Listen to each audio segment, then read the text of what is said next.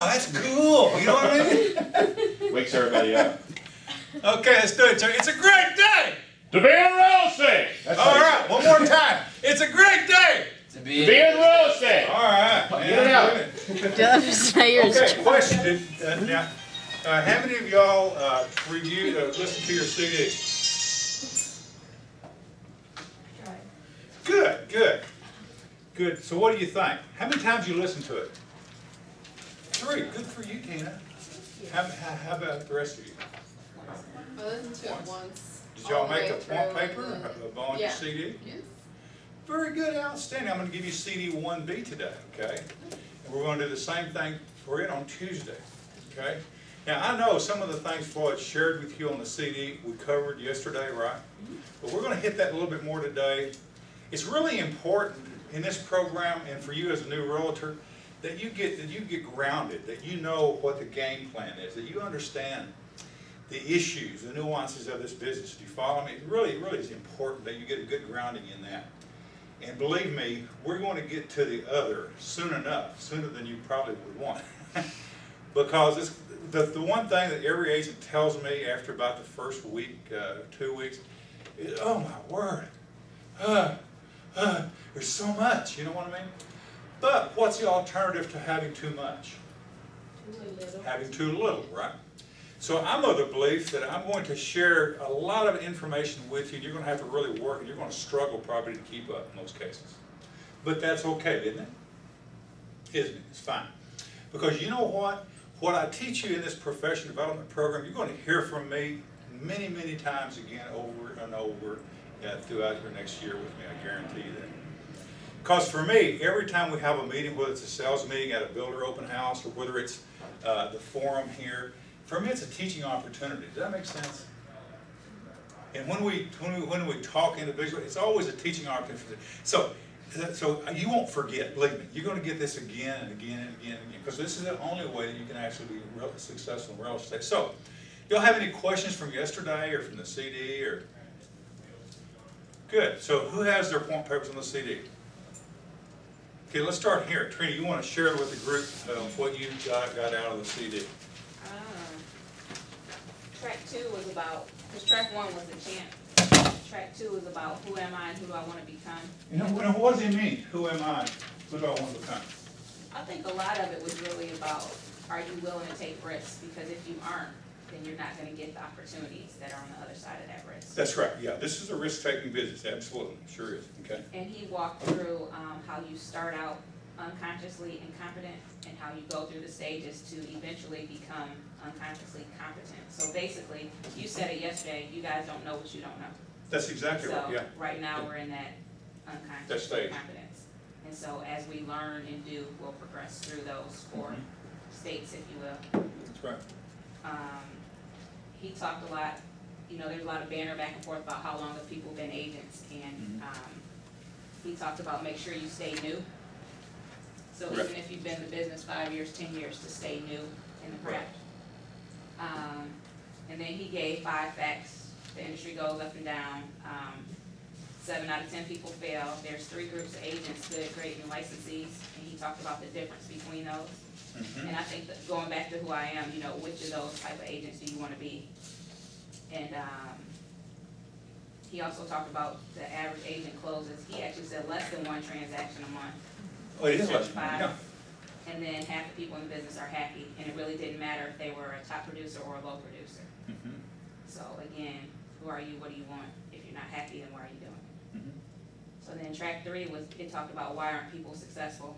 Hanging with the wrong people, stinking thinking, being sympathized. Stinking thinking. Empathize. If we hit on that, you're stinking thinking. Isn't that true? Stinking thinking. Yeah. He talked about how the seed of failure is sown during the good times. And don't be short-sighted. This is a... Now, let me start with, you know what he means by that? The seeds of failure are started in the good times. Y'all don't get that, do you? Let me, yeah, go ahead, Tim. I think what it means is that when things are kind of given to you and you're on a roll, like when the market's good, buyers flock to you, and then you don't produce good habits during that time. You don't know how to sell during that time because it's kind of given to you. Right. And then when the market goes down, you don't know how to pick back up because you were never shown or you never learned. Well stated, Tina. That's absolutely true. You know, the good news is that you're here. So the type of market won't make a whole lot of difference because you're getting the right sort of training, grounding. You follow me? But the truth is, 99% of the realtors never get this sort of training. Never, never, never, never. And the truth is they don't have habits. So when they come in the business and the market's great, like back from 2004 to 2008, all you had to do was show up and fog the mirror and you could make a commission. You wouldn't do well, but you do okay. You know what I mean?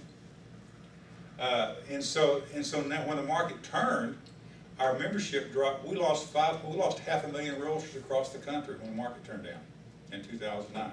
They began living in groves. You follow me? Who are those who remained in the business? Those who started the business when the business was down. You follow me? And when the business is down, you have to have good habits and good techniques, skills, and knowledge. Otherwise, you can't make it, can you? You can't. You can't. So that's what he's saying there. It's really important for y'all to grasp that because you're going to be talking with lots of peers out there over the coming months and weeks and years, whatever. And you're going to hear all kind of stuff. Oh, yeah, it's so great. And you find out she did one deal last year. Yeah, you're great, right? Great. What standard are we saying? You know what I mean? So y'all need to have a perspective. And so I think that's what this first CD is a lot about. Is making sure that you get a perspective that's for real, not some fake lie. People in this business lie. I just want you know they call them little lies. You know what I mean? But the truth is they're lies. They kind of stretch the truth, right? And they stretch the truth for what would appear to be honorable means because they want to look good in front of you and everyone else. You know what I mean? But you scratch below the surface and you find it instantly that they're not. I'm able to go into my computer and I can tell you how many transactions every agent in the board did last year. And they can lie all they want, but I know the facts. You follow me? So, you know, it's just like, hello, you know, why lie?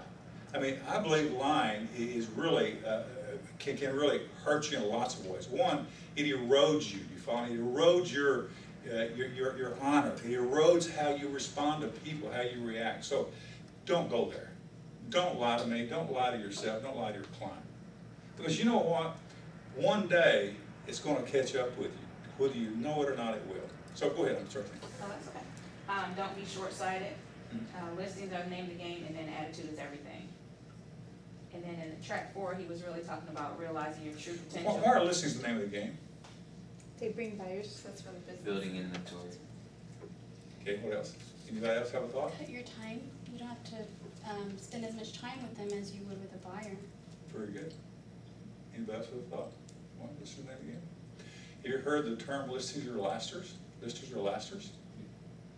Listers last. Why would listers last? For all the reasons y'all just stated. Because, you know, you can work with 40 sellers while you're listings while you're trying to work with one buyer. Does that make sense? It's a time equation. The time you have. Everybody in this business has 24 hours in a day. In life, we all have the same number of hours, don't we? Why is it some people are more wealthy than others? Because they make use of that time in a better way, don't they? They utilize that time more effectively that they have than I do or you do or their peer does. Make sense? So it's how you use it. Remember we talked yesterday about how you use your time in this business. You do 3 things. Right? What are the 3 things you have to always do in this business 8 hours a day? You have to either be working with or preparing to work with a buyer, working with or preparing to work with a seller, right? Or prospecting. If you're not doing those 3 things, you need to stop and recheck. You know what I mean? Reset yourself. Because that's what you have to be doing to make it this business. And you know, the truth be said, that has to do with any business. Do you understand? Jose, who's got the corner cleaner, you know, cleaners, you know what I mean? He or she is an independent business person just like you now. You follow me? And so they know that, of course, they've got significant monies invested in their business, which you don't, which is kind of a problem because you have so little invested, it's too easy to get out. You follow me? It's too easy to quit. Now, Jose, he's got 100,000 invested in his equipment, right, and a lease on a building and all this kind of stuff. So for him to kind of get out is kind of tough, because he's going to have to pay that debt back, right? So the real problem with us is, realtors like you have so little invested, it makes it way too easy to get out, doesn't it? So you see these, hear these numbers Florida talking about, 80, 90% of you won't renew next year. That's why. It's one of the big reasons why. I personally think you ought to have a degree in real estate to be in real estate, frankly, myself. That's my opinion. I think you ought to have to work for it, you follow? I think you ought to have to go out and do something meaningful to get it. If you think sitting in school is meaningful, you need, I mean, these class, how do you fail a real estate class? You don't, right? We all know it's impossible to fail. It's not about passing, it's about money, about them getting your money, right, going to the school, right? It's like online, right? You asked me, am I going to use this stuff online later? And my answer to you was probably not, right? Yeah. I mean, you're at least saving money by doing it online, you know, about half the cost. But a lot of people sit in these schools, right, Tina? You know, and then have somebody who's failed in real estate themselves trying to tell them how to be successful, right? I mean, go figure this out. You know, what's the matter with this picture, right? I tolerate all that I can handle anymore. I just go online in 30 minutes, do my MCE, right? Go directly to the test and pass it, right?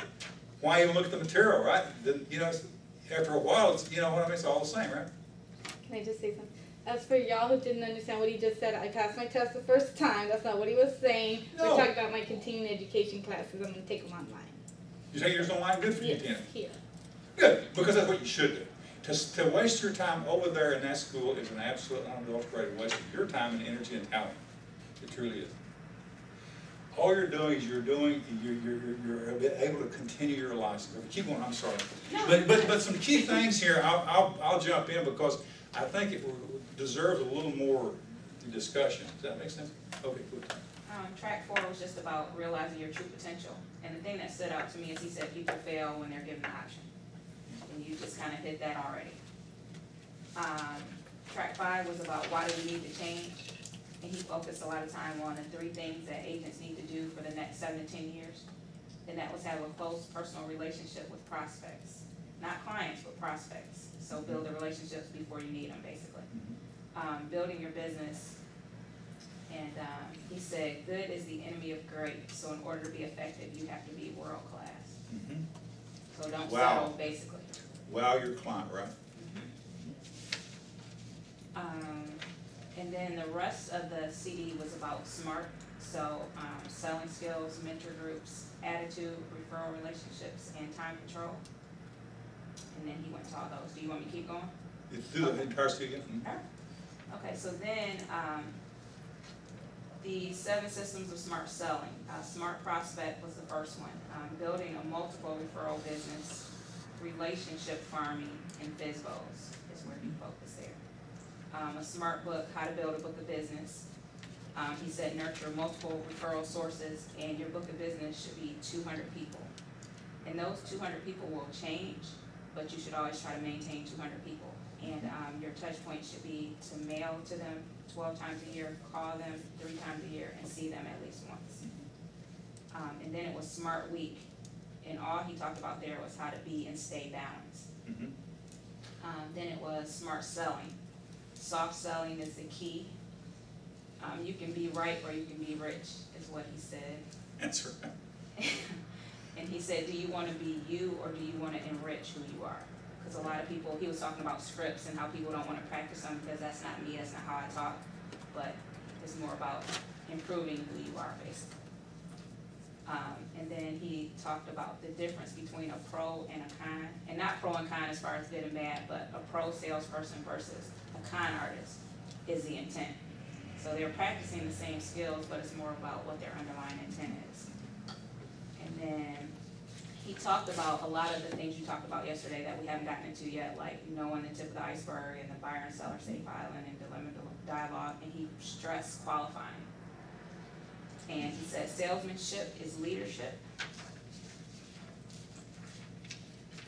And then he gave some tips for listing appointments. Smile, pay the people a compliment, break the ice.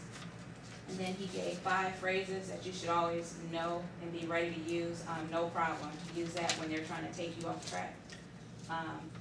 if they ask you if they should do something, say, I would. And if they're giving you a weak yes, ask them, are you sure? And ask, is that a yes, when they're being kind of weaselly about something. And then at the end, make sure you always ask, do they have any questions? And he talked about how persuasion is only 7% what you say, but 55% how you say it or your voice inflection, and then 38% body language. And then smart groups, he mentioned a book called The Final Secret, and he talked about having mentors so they can encourage you, help you, kick you in the butt, whatever it is you need at that point in time. And he talked about R groups or responsibility groups. You gotta stop living in half. Okay? Responsibility My groups. mom always said they put good men on good foundations. I got a 12. I'm pretty good foundation, right? Okay, I'm sorry. Go ahead. Oh, you're fine. And then responsibility groups, he said, you know, get 3 people and meet via phone and just kind of hold each other accountable. And then smart numbers, which you talked about yesterday. Track the prospects, track the appointments. Numbers take the emotion out of situations. But the thing that stood out the most in that whole track was you can only correct and direct when you know the numbers. Yep. Yeah, so those forms I gave you are great for tracking your numbers. You follow me, it'll tell them more about what you do than anything. And then the last track was about smart service.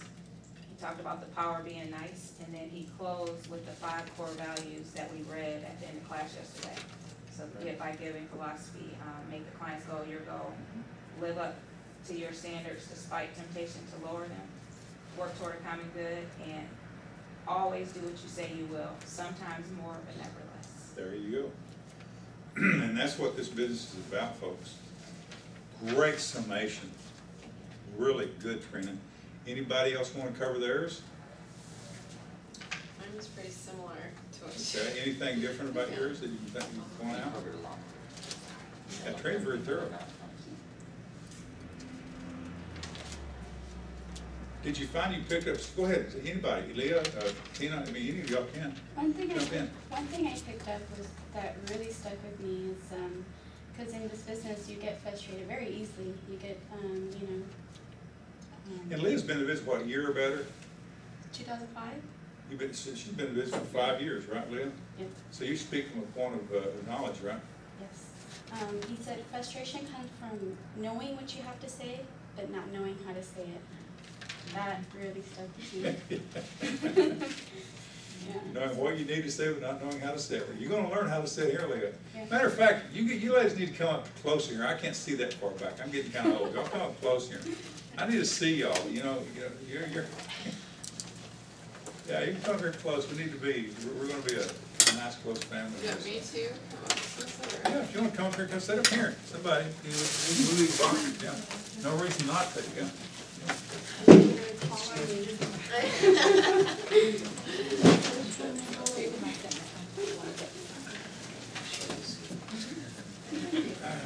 The closer you get, the better I see. I know. So what else did you find, Leah? Me too. Another one that she had mentioned was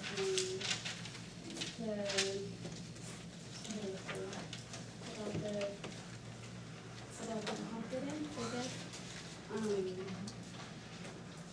You're knowing the, how should I say it? I wrote it down right there. It's okay. Oh, you're consciously incompetent. You're consciously incompetent, yeah? Yeah, that really stuck with me too, because you know what you're doing, you know what you have to do. You just don't do it. Because you're discouraged by, you're giving, like she said, you're giving the option yourself, so Right. it's up to you. Another thing with, this is the first business or job that you have that you wake up unemployed. Every morning, Every right? morning.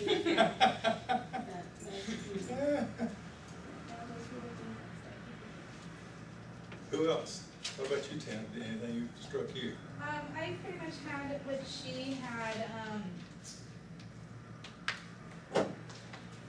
nothing really new. That's the 7 out of 10 people fail, all the 5 facts, the 3 types of agents that she did as well. You have to be world class if you want to make it, because good's just not good enough anymore. If you can list FSBOs, then you can list anything. Smart prospecting is doing FSBOs and referral business. That's the only thing I think that I have she did. Or she probably did too. How about you, Carrie? Well, mine's pretty similar to everyone else. I think the thing that stuck out most to me was it said be balanced, not busy. So it's just kind of, make sure. I think that, you could say, oh, I'm busy, but when you're balanced and you have everything in order, you know what you're supposed to do, you're gonna do it, and, you can go home and, be with your kids or whatever, and, and I think that that's a good point. It is, and how does one keep their life balanced? Time management, I think, Yeah, well, time management is really important, but what are some of the vehicles that you can use to keep your life in balance and have good time management? Don't you need a day planner of some sort, either on your phone or online or something? You need to set aside certain time each day for certain things. Set aside the family time, It could be your goal to be home each day at 5 o'clock. I don't know, But you set aside time for real estate, right? Now, let me tell you how my calendar always looked. From 6:30 to 8:30, I was in the gym working out. I still do that religiously. By 9 o'clock, I'm here. My headset on, prospecting, right? Generating new business, right? Or following up with past clients. But I'm not returning phone calls, do you follow me? If you call my phone, you'll get a recording like this. This is Jim, thank you for calling. I'll be returning all my calls from 1 to 3 p.m. today. If this is an urgent matter, call my assistant, Jan Faulkner, at what, you follow me? I did not want to be disturbed when I'm prospecting. Why would I not want to be disturbed when I'm prospecting? You get off course, you lose focus. Yeah. In other words, that is time for me to income producing activity, right? Appointments, remember the formula? If you don't have appointments, you're out of what? Out of work, out of business, right? So I had that time from 9 a.m. to 12:30. I prospected 100. I did nothing. Because to prospect, you'll discover you have to get your mind focused. You follow me? We talk about this being a mental game. Very much so, prospecting. You've got to get your head, your mind straight. You follow me? You can't be getting interfered with deals that are going down. You know what I mean? People are having complaints, and you don't want to be sympathized with all that garbage, do you? Because you got to have a clear mind, a clear head in prospecting, so you can deal with objections in setting appointments. Do you follow me? So you need to have a clear mind, a clear focus when you're prospecting, so you do not want to be disturbed. But all of you have got to set aside time every day, 3 to 4 hours at least for your first year. You should be prospecting daily, okay? Preferably in the morning. Why the morning? Why the morning? Because you haven't had the rest of the day get all jumped up in your brain, you follow me? Because what's going to happen as the day wears and you start getting these issues coming at you, right? Sellers complaining, buyers complaining, deals that are crashing, all that stuff going on. The morning is best because you're fresh, you follow me? You just woke up, your mind should be uncluttered as it's going to be for that day. Don't let it get cluttered up till afternoon, you follow me? You should focus on prospecting. A lot of folks will get like working out, like you're working out. What you want to do if you're working on a treadmill or whatever, just start reciting, singing the dialogue. Hi, my name is, you know what I mean? Just do it. See, because the more you repeat that, it becomes part of your subconscious, do you follow? And it sticks there, it'll be there forever. So when something happens, automatically your subconscious says, conscious, you need to respond to that. This is how you do it. You say these words like automatically, and think, where did the heck that come from, man? I'm good. You know what I mean? But you need to set aside this time in the morning for prospecting. Now, does it mean you can't prospect in the afternoon? No. Many times, I would get home from a listing appointment maybe at 6 or 7 p.m., right? And you can call till 9, you follow me? So if there were prospects that I needed to call for appointments that I hadn't called earlier, what would I do? I do this before I would eat, as a matter of fact. It has to be that important to you where you actually prospect is more important than eating. Can y'all get that? Y'all get that? Eating can wait, can't it? I don't think any of us are going to starve by waiting an hour or two, are we? I think we all look sufficiently healthy that if we have to put off eating for an hour or two, that's okay, right? So I would prospect until like 9 o'clock, then I would eat. That makes sense? So, you know, you kind of got to prioritize your time. So you need some sort of day planner. You need to set aside time for prospecting, 3 to 4 hours every day. Preferably in the morning and maybe late in the afternoon, you follow me? Why would you want to prospect after, say, 5 or 6 also? People are home. Exactly. More, you're going to find more people at home, depending upon the area you're probably. If it's an older community, they'll be home in the morning, you follow me? If it's not an older community, you might find a wife home, but you know what? But in the afternoon after 5, I found people home more readily than I did otherwise. So I would do both. Yeah. And if I didn't get them during the morning, I would leave a message for them on their voicemail. You follow me? Make sense? So set aside time for prospecting every day. Set aside time to prepare for the listing appointments. Do you follow me? Because once you have these appointments, you have to prepare for the appointment, don't you? So you're prospecting. You have the appointment. But once you have the appointment, you've got to prepare for the presentation, don't you? Now the presentation is where you shine. You follow? This is where you're going to be using all the dialogue and script and training you're going to be sharing, you're going to be learning here, is the presentation. That's where you go to the home and you say, you show up at the house. And you hopefully open up your laptop if you need one and show the seller your entire marketing plan. Now we have our CMAs here. We have, you know what a CMA is, a market analysis? So our market analysis here is very thorough. It's full color, it's bound for you, so when you go out on the listing appointment, you show up with professional product, you follow me? But more importantly, is our CMA program is sufficiently in depth. In most cases, unless you're competing with another realtor, you will not need to use your laptop PowerPoint presentation marketing plan, you follow me? Because it is very thorough, okay?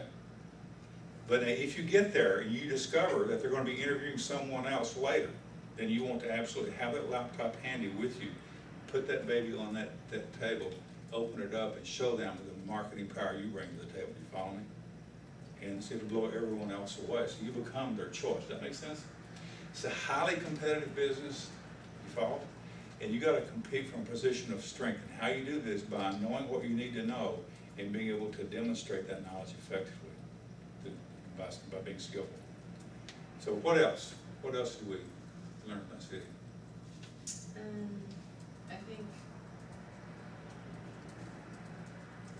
I guess that was mostly it. Pretty much, she had a lot of the stuff I had that was pretty much the same. Good. Okay, let's see if I found anything you didn't. Yeah, they hang around the wrong people. You know, that's why they fail. Hang around the wrong office, right? Join this small gang, the gang that is actually working and not socializing.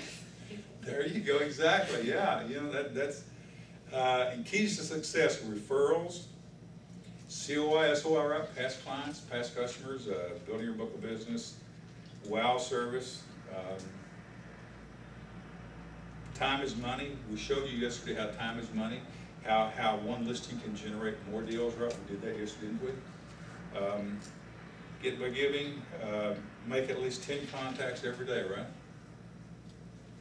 Good deal, fantastic. Let me ask you, so have y'all decided to enroll in this online calls directory? Who in here has a license? You two do? You do? Okay. You have your license today. Are you subscribed to Coles directory yet? No, I haven't. Okay. Mike was supposed to show me, but I haven't got with him. I'm gonna get with him tomorrow. Y'all are going to need to. So what I would encourage, who wants to be the person who's going to lead the charge on this? One of you need to be. You guys wanna just go in on it? Yeah, one of you have to. So Okay. you want to do it? Yeah, I'll do it. Okay.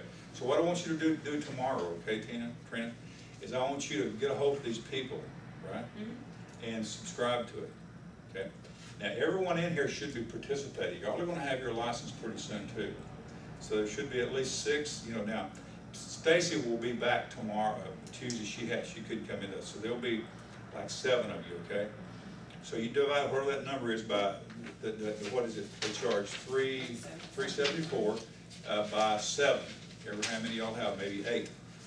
And then y'all pay her your portion, your pro rata portion, you follow me? Because Trina's going to be charging it to her credit card, you understand me? So in order for you to use it, you have to pay Trina your portion. Does that make sense? That way everybody gets access to this information without having to buy it themselves. Y'all okay with that? So spearhead that tomorrow. Get that done by next week, because next week we're going to be still doing some prospecting. I want you folks to be able to make some money to have your license. You follow me? Absolutely. Make sense?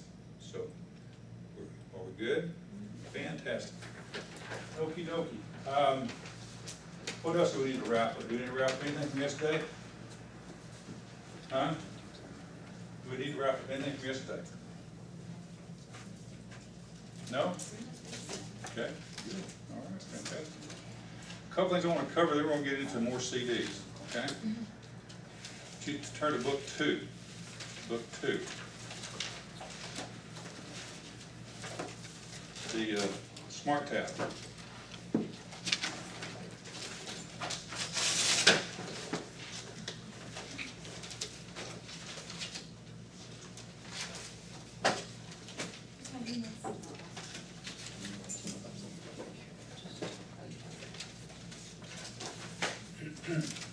Are y'all there? Book 2, Smart Tab.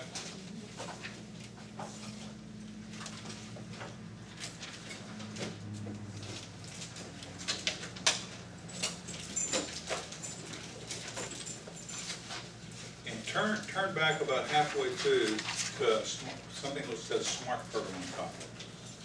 Okay? Smart Program on top. It's about 3/4 way back. Pretty smooth on there.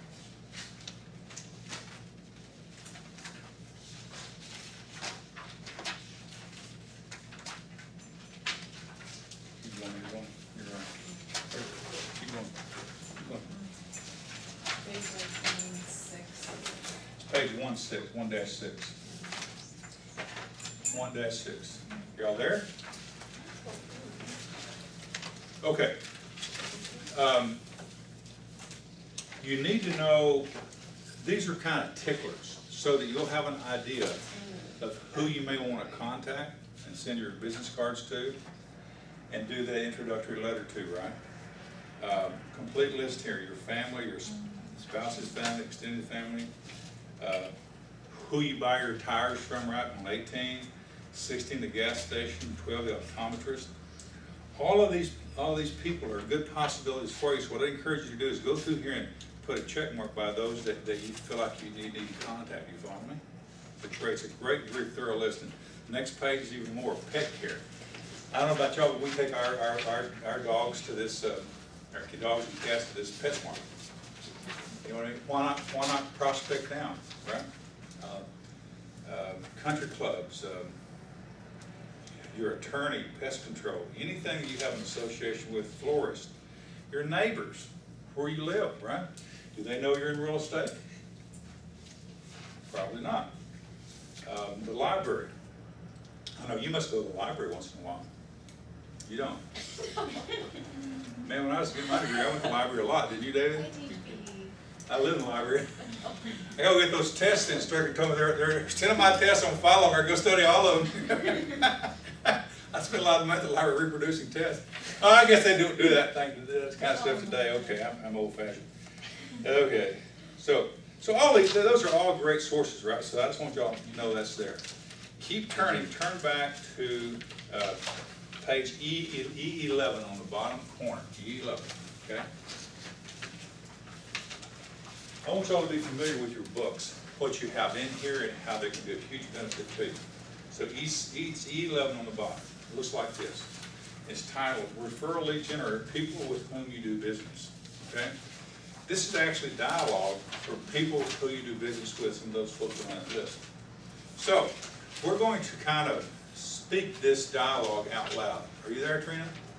So why don't you read this dialogue? Step one, small talk, chuckle. Step one. Hello, Mike. This is Trina Cannon with Century 21 Northside. How are you doing today? Great. Well, listen, I'm not sure if you remember me, but I purchased a new car from you a few years ago, and I want to return it because I bought the wrong size. Just kidding. Now, isn't that great? Can you imagine calling the person you bought your car from last year or this year and saying that to them? Would they get their attention? Would they kind of perk up? I'm going to do brown Chevrolet that way. Brown Dodge. No, I'm kidding. Yeah, keep going. The real reason that I'm calling is because I was thinking that we might be able to help each other. I'm still selling real estate, and I find that much of my business comes through referrals from satisfied clients. How about car sales? Is it similar? Do you think you would be interested in networking with me? You know, trading referrals. Stop there. Think about it. Y'all think about the wisdom of this. Y'all see the wisdom of this dialogue? And how do you use this dialogue? Number one, you read it over quite a number of times, right? You set it there with you on the phone, right? And you kind of capsulize this information in your mind, right? You might even retype it out, you follow me? And make it, kind of reduce it down to something more manageable, right? In other words, you might say something, hello Mike, this is Jim at Center 20. The reason I'm calling is I bought a car from you last year. You know, and it's not working out too well. What can we do about that? You know what I mean? And see, you let him respond. I'm just kidding. The car's great, right? But you know what, Tom? I'm in the sales business as well, and I like to expand my business. So I was wondering, would there be any possibility you might be interested in networking with me? That makes sense to you? So you kind of like, is that what this says exactly? No. But what you do is you take this and I have done that on some of them here in the book for you in just a minute. Okay, it's here. Now I want you to go through the long form, right? And then you're able to like reduce this down to something more direct. You follow me? So it's not so much, right? Does that make sense to you all? Okay, keep reading, Trina. Great. I want to assure you, Mike, that if you do recommend me to anyone, you will never regret it. I will give them excellent service. I will keep you informed throughout the transaction. It is important to me that you know how much I value your recommendation. Step 4, the reason I'm calling. As you are probably aware, Mike, the real estate market in our area has been active, and most of my listing inventory has sold, so I need new properties to offer the buyers with whom I am currently working. Step 5, who do you know that might be thinking of buying or selling a home at this time? Step 6, probe 3 times. Perhaps someone to whom you recently sold a car? Any new salespeople coming in or leaving the office? Anyone in your family? No? Well, I appreciate your time. I enjoyed reconnecting with you. May I keep in touch? Maybe I could stop by your office, take you to lunch, and we could exchange cards and discuss how to send each other business. Have a great day. Is that good dialogue? It's great dialogue, isn't it? In so many words, all you're doing is you're calling up someone who you did some business with in the past. It could be, who all could this be? Let's talk about that. What all sorts of folks could this dialogue work for? I was thinking about, we just had our yard landscape last weekend. Your landscaper. Absolutely, your landscaper, right? Who else? Hairdresser. Hairdresser, exactly, yeah. Who else? Furniture, place you bought your furniture from? Absolutely, the furniture sales, exactly, right. Ashley Furniture or wherever, right? What else? What else? It could be at the academy, right? Academy Sports or whatever. The salesperson that you bought your stuff from there, right? They usually have a card, don't they?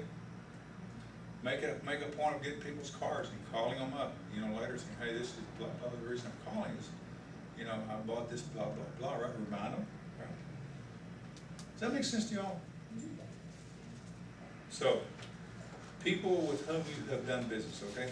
Turn the page. E12. Referral lead generator, past clients, sphere of influence. So, Tina, read this one for us. Hello, Mr. Smith. This is Floyd Wigman with. No, let's use our stuff here, our company and our name. Oh, Yeah, but that's what you're gonna have to do in the final analysis, right? Okay, go ahead then. hello, Mr. Smith. This is Tina Valdez with Kerr Realty. No, since 21. Her really won't work for me anymore. I'm just kidding. Yeah. How are you doing today? Great. Listen, I saw you out on the golf course last Saturday and decided maybe I should go back to golf school. Your swing was awesome. Step 2, ask. I'm calling for a couple reasons. First, I'd like to ask you a question. Even though we have never had a real estate transaction together, based on your experience with me through fundraising commitments and clubs, would you feel comfortable referring me if you knew anyone who needed to work with a realtor? Now, let's stop and think about this. Now, this is someone who he's golfed with, right?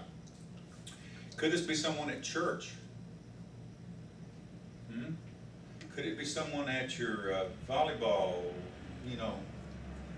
team? People who maybe supporters, right? I guess y'all have. Or other coaches? Other coaches, exactly, yeah. So this dialogue is applicable to a host of people, isn't it? That you're associated with. It could be your homeowner association, couldn't it? What are some other possibilities who this could be used with?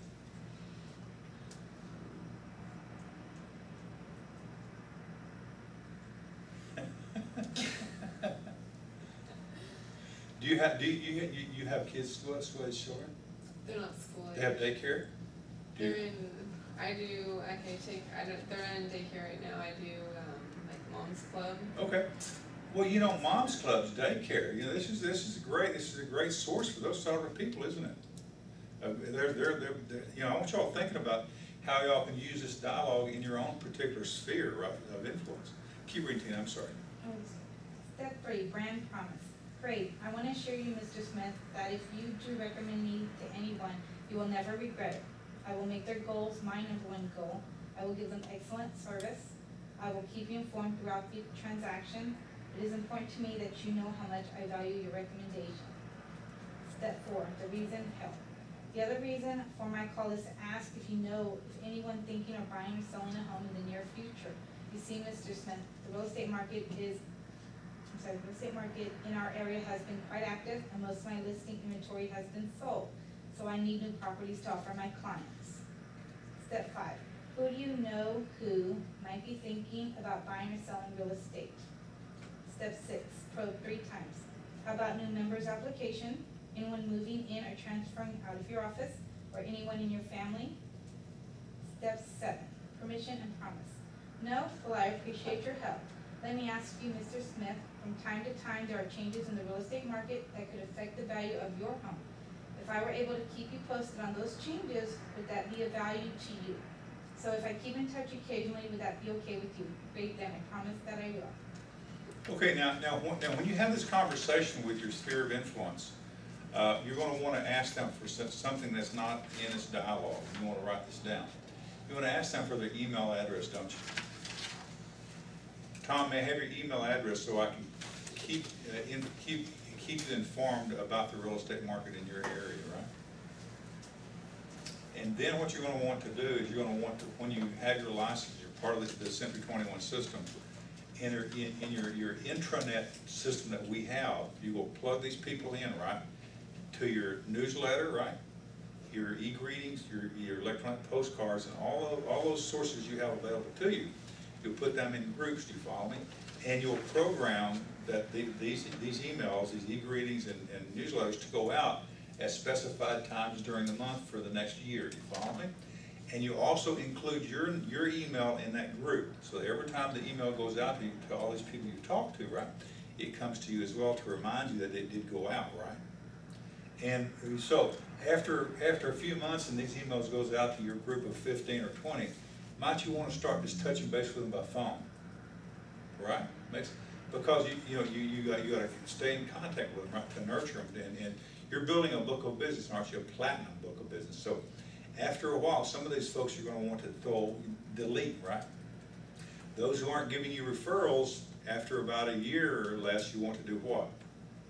Move them out, right?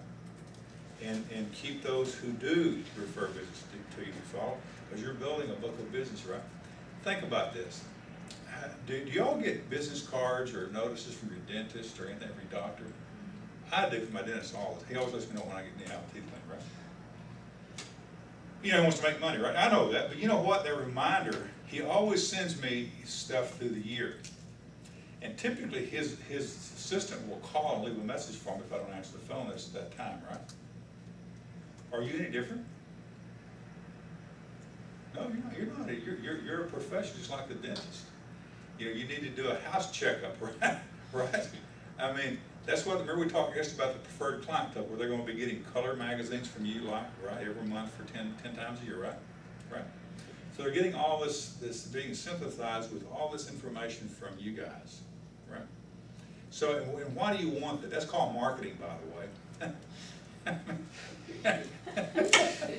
Y'all heard of marketing? Realtors are supposed to market, right?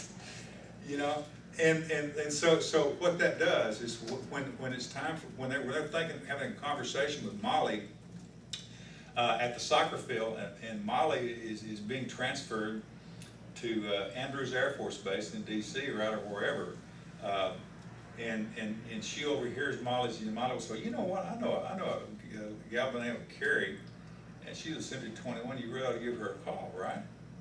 Bingo, and then all of a sudden you make $5 grand because you did these things. You follow me? Does that make sense?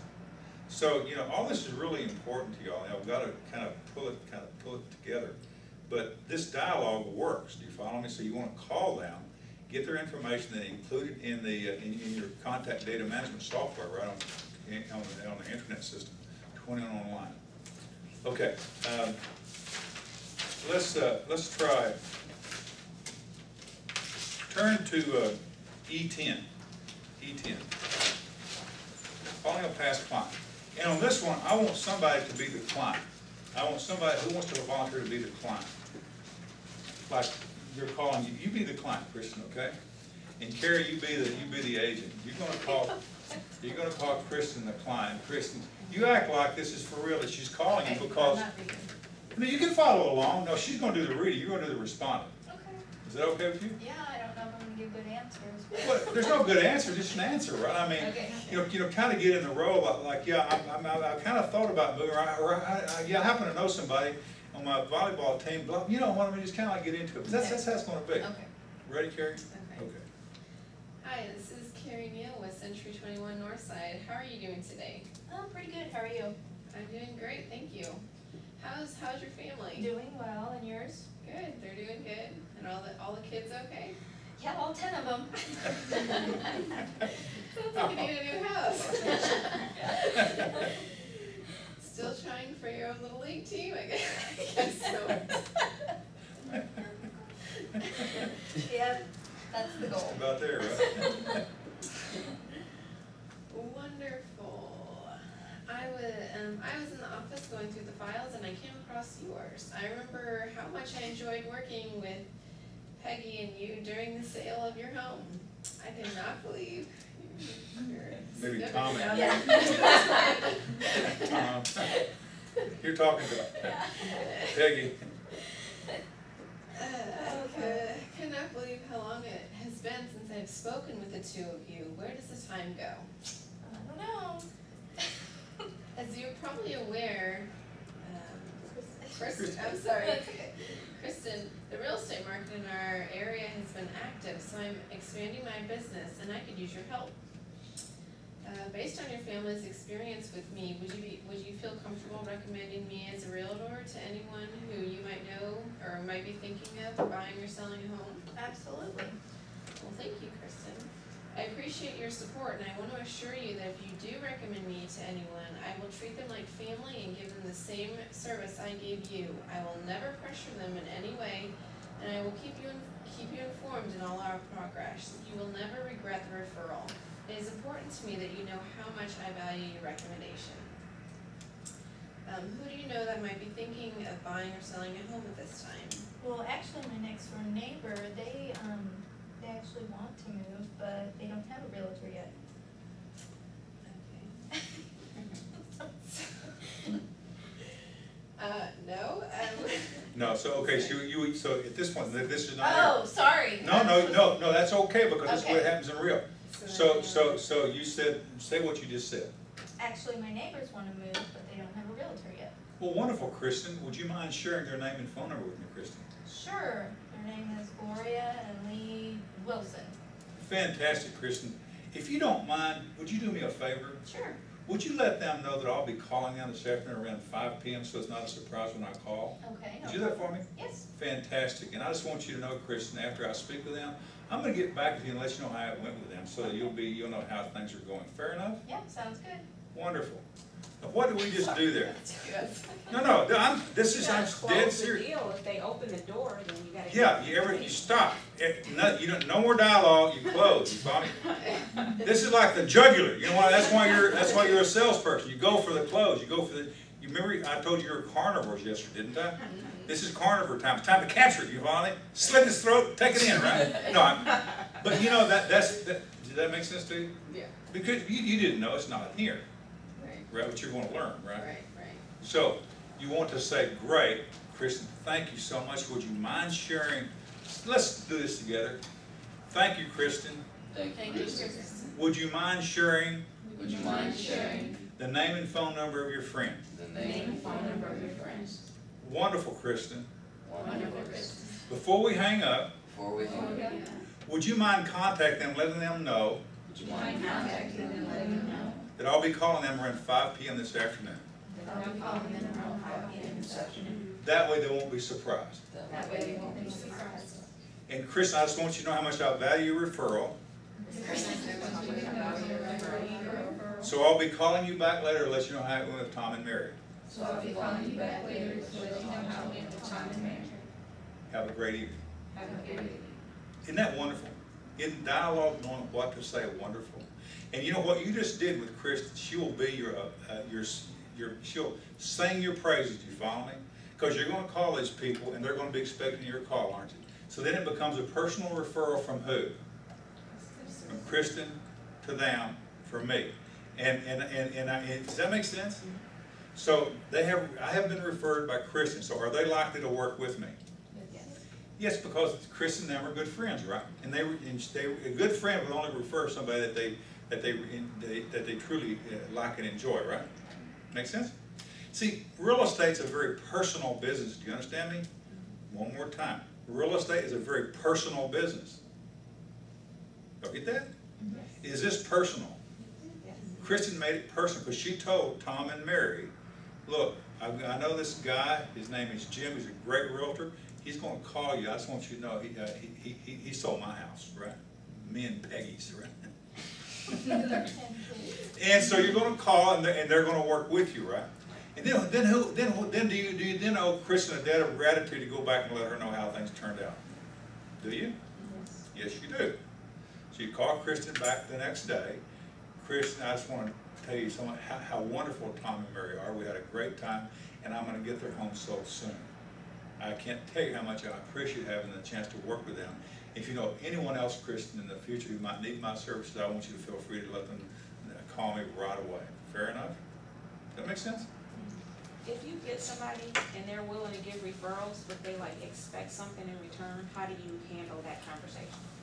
Well, you know, you can only give $50 Right, by law. You're not allowed to and there's nothing wrong with, you know, I used to buy these $50, I'm a Saltgrass Steakhouse guy. Have you ever been to one on I-10 here at 281? Saltgrass Steakhouse? Yeah. Well, most people like steak, right? They serve chicken there too. They got great chicken, by the way, if you know. And they're what do they call them? There's jalapeno things. What are they called? Are you hungry, Jim? No. The yeah, they got Jalapeno with cheese? Yeah, Yeah, stuff with cheese. Right, and they got that little I'm brain dead. Bacon, yeah, in there. It's really great. But at any rate, I always had 5 or 10 of those in my briefcase. You know what I mean? If I run into someone like this, I'd say, sure, not a problem. Be happy to send you a referral. Oh, the gift cards, not the jalapenos. Yeah. Oh no, I'm just saying what they serve there. It's one of my favorite places. And I would drop one of those in the mail to them, thank them. I might see approaching Kristen, as a matter of fact. Even though she didn't ask, I sent her one, but, you know, with a note, Right. thank you so much for the referral. Here's just a token of my appreciation for the referral. Please feel free to refer me in the future to more friends and family, right? Now. And this is one- that's how you build a platinum business. Do you follow me? Mhm. Make sense? Yes. Okay, I have two questions. One, you can't give money, right? You can only give gift cards. that's correct. Okay. Two, would it be better to give? Now, how do you handle that if they're expecting something different? It's It's against the law. Yeah. I can't do that. I I'd could- love to, but I I'd could lose lose my my license in order license. to do that. Or say, oh, Hope you you shop understand. at Target, I can get you a Target gift card. You could, Target gift card, Walmart gift card. Is it best to give them multiple small gifts, like to the movies or something like that, or just one huge? Nah. Well, $50 is not huge, I mean, in terms of your commission's gonna be, you know, $3,000 to $5,000, I mean, $50, you know, to me is a small price, right? I mean, I give people $20, you know, when I eat, right, for a referral. And I'm giving a referral to you guys, I ain't even using it, you know what I mean? So, but I mean, you know, so, you know, I don't think it's that much, do y'all? No, I think it's like common sense. I don't know. I would just think that being in business, if you knew somebody else was in a business, that you would agree to work with each other.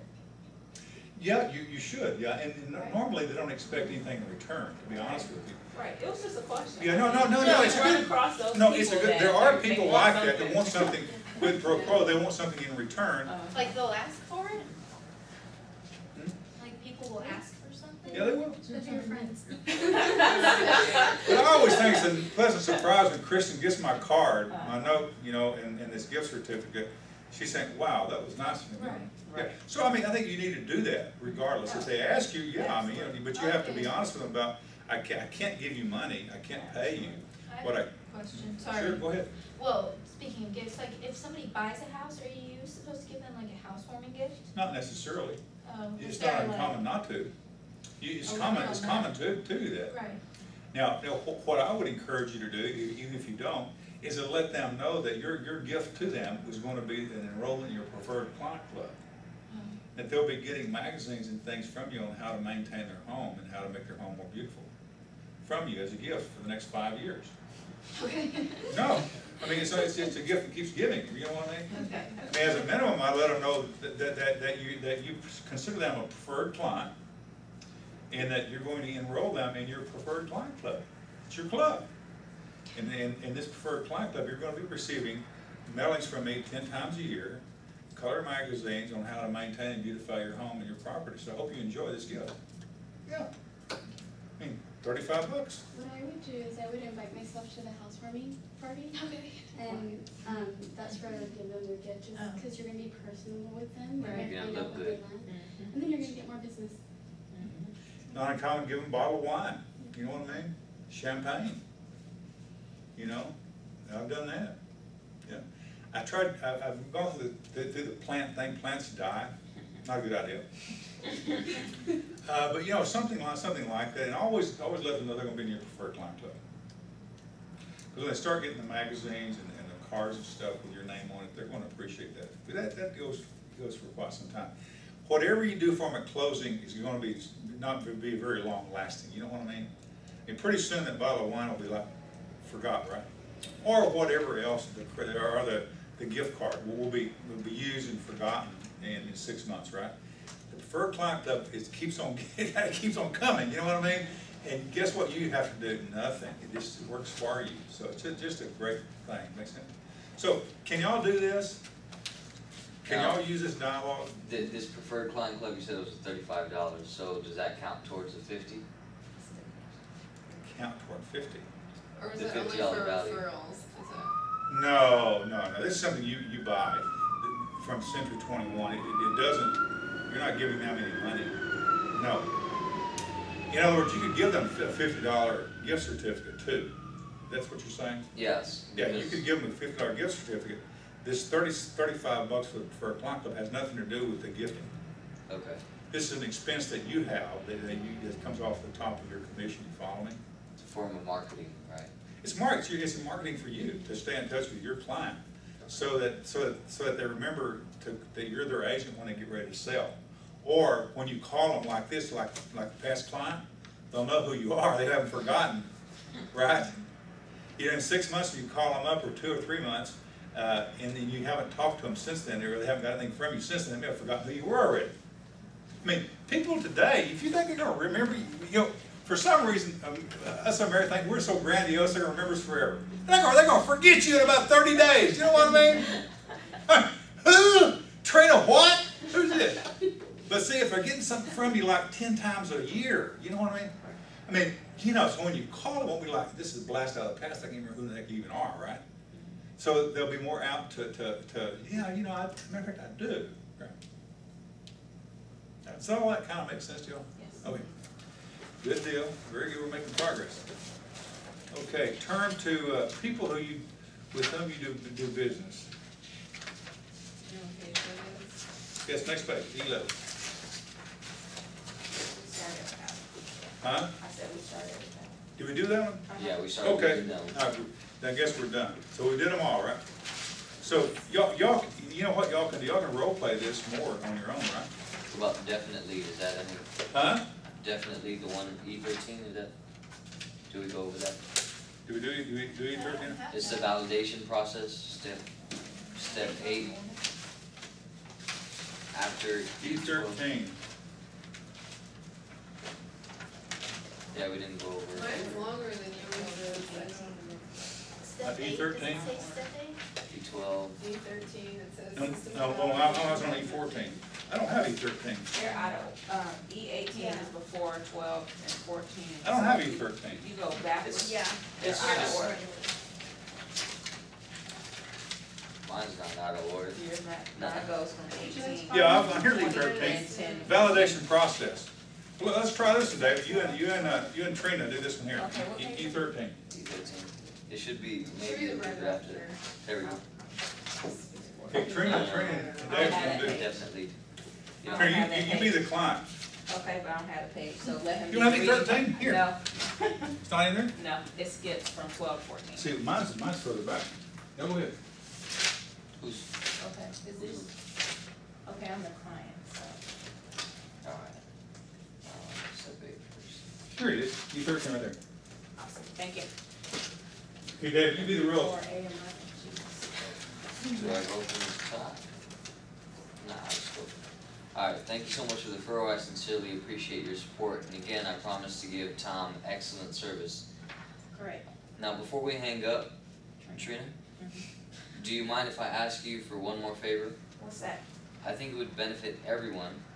Before I call your brother, would you mind contacting him and letting him know that we talked and you suggested that I call him? That way he will be expecting my call. I'll give him a call now.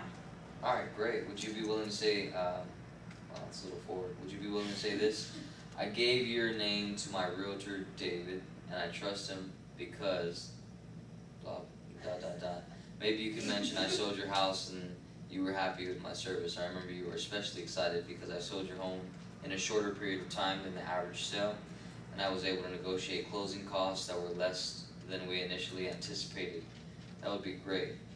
Do you know Trina, right? Is that okay? Do you know Trina when you might be able to call Tom? I'm excited about helping him, but I don't want to contact him before you do. I'll call him now, so give him a call this evening.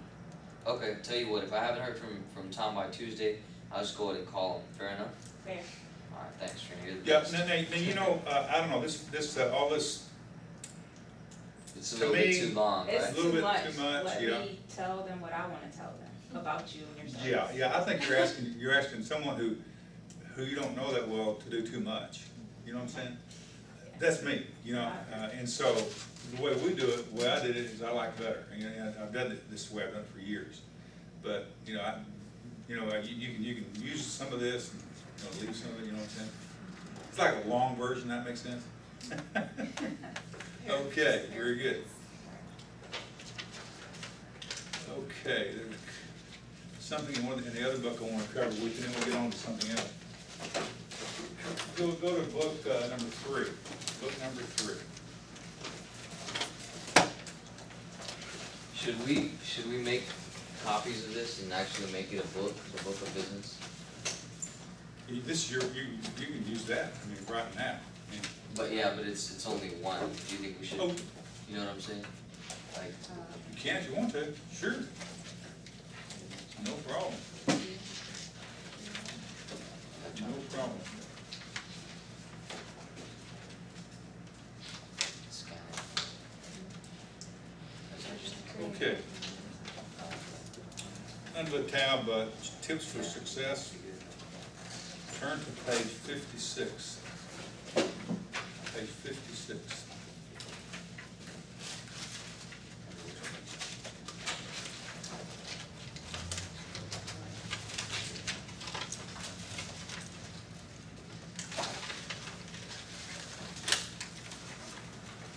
You all there? 56. Past clients and sphere of influence. Developing more business from your past clients and sphere of influence needs to be a priority. Y'all are working on your list, right? For next Tuesday? Okay, Leah, read A. Have 500 names in your PC and SOI in the next 18 months. How many currently in your files? How many more are needed? So as you're preparing your list, if you have 100 names, right, then you need to ask yourself, how many more do I really need in or will these be platinum members, platinum clients? You won't know whether they're platinum clients or not until you make contact with them, right? Makes sense? So you're going to call everyone on that list, right? But before you call, you might want to mail them something, right? What do you mail them? Did you bring your letter you did? Would you mind running up there and making 8 copies real quick? Do you mind doing that? Okay. Trina, she took that letter that's in here and she expanded on it. Good. And Mary, she sent it by email. It's an email letter to everyone. Now, I think email is good, but my true honest to goodness feeling is what y'all need to do is send them a letter with cards first. You follow me? Include 2 or 3 business cards. Does it make sense? Right? So like a letter, like Introducing yourself. a letter introducing Yeah. yourself as a realtor with a couple cards. Yeah, there's a sample, and under sample letters in my book here.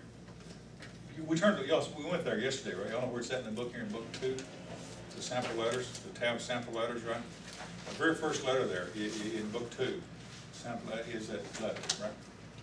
That you'll want to send your sphere of influence, right? Okay. And your center of influence. So let's get her letter. She did send an email. I suspect she's probably going to follow up by some cards too. I would. And the email is great. Don't misunderstand me, but there's certain personal touches that you just can't do through electronic means, right? Well, sometimes just because it's spam.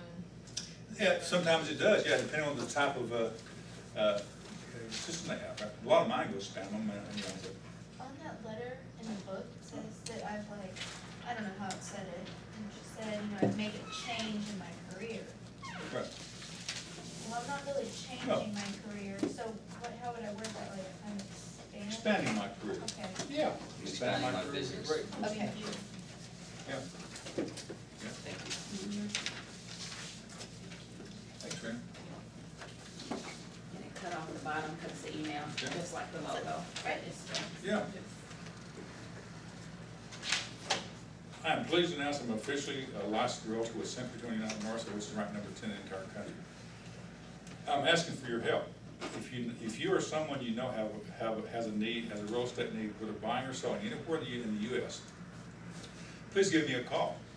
You may be asking yourself, how can I help those not in Texas? Well, Century is a global company, and I would be more than happy to pre-screen an agent for your family or friends in their chosen location. That was a thoughtful paragraph since you put in there, Trina.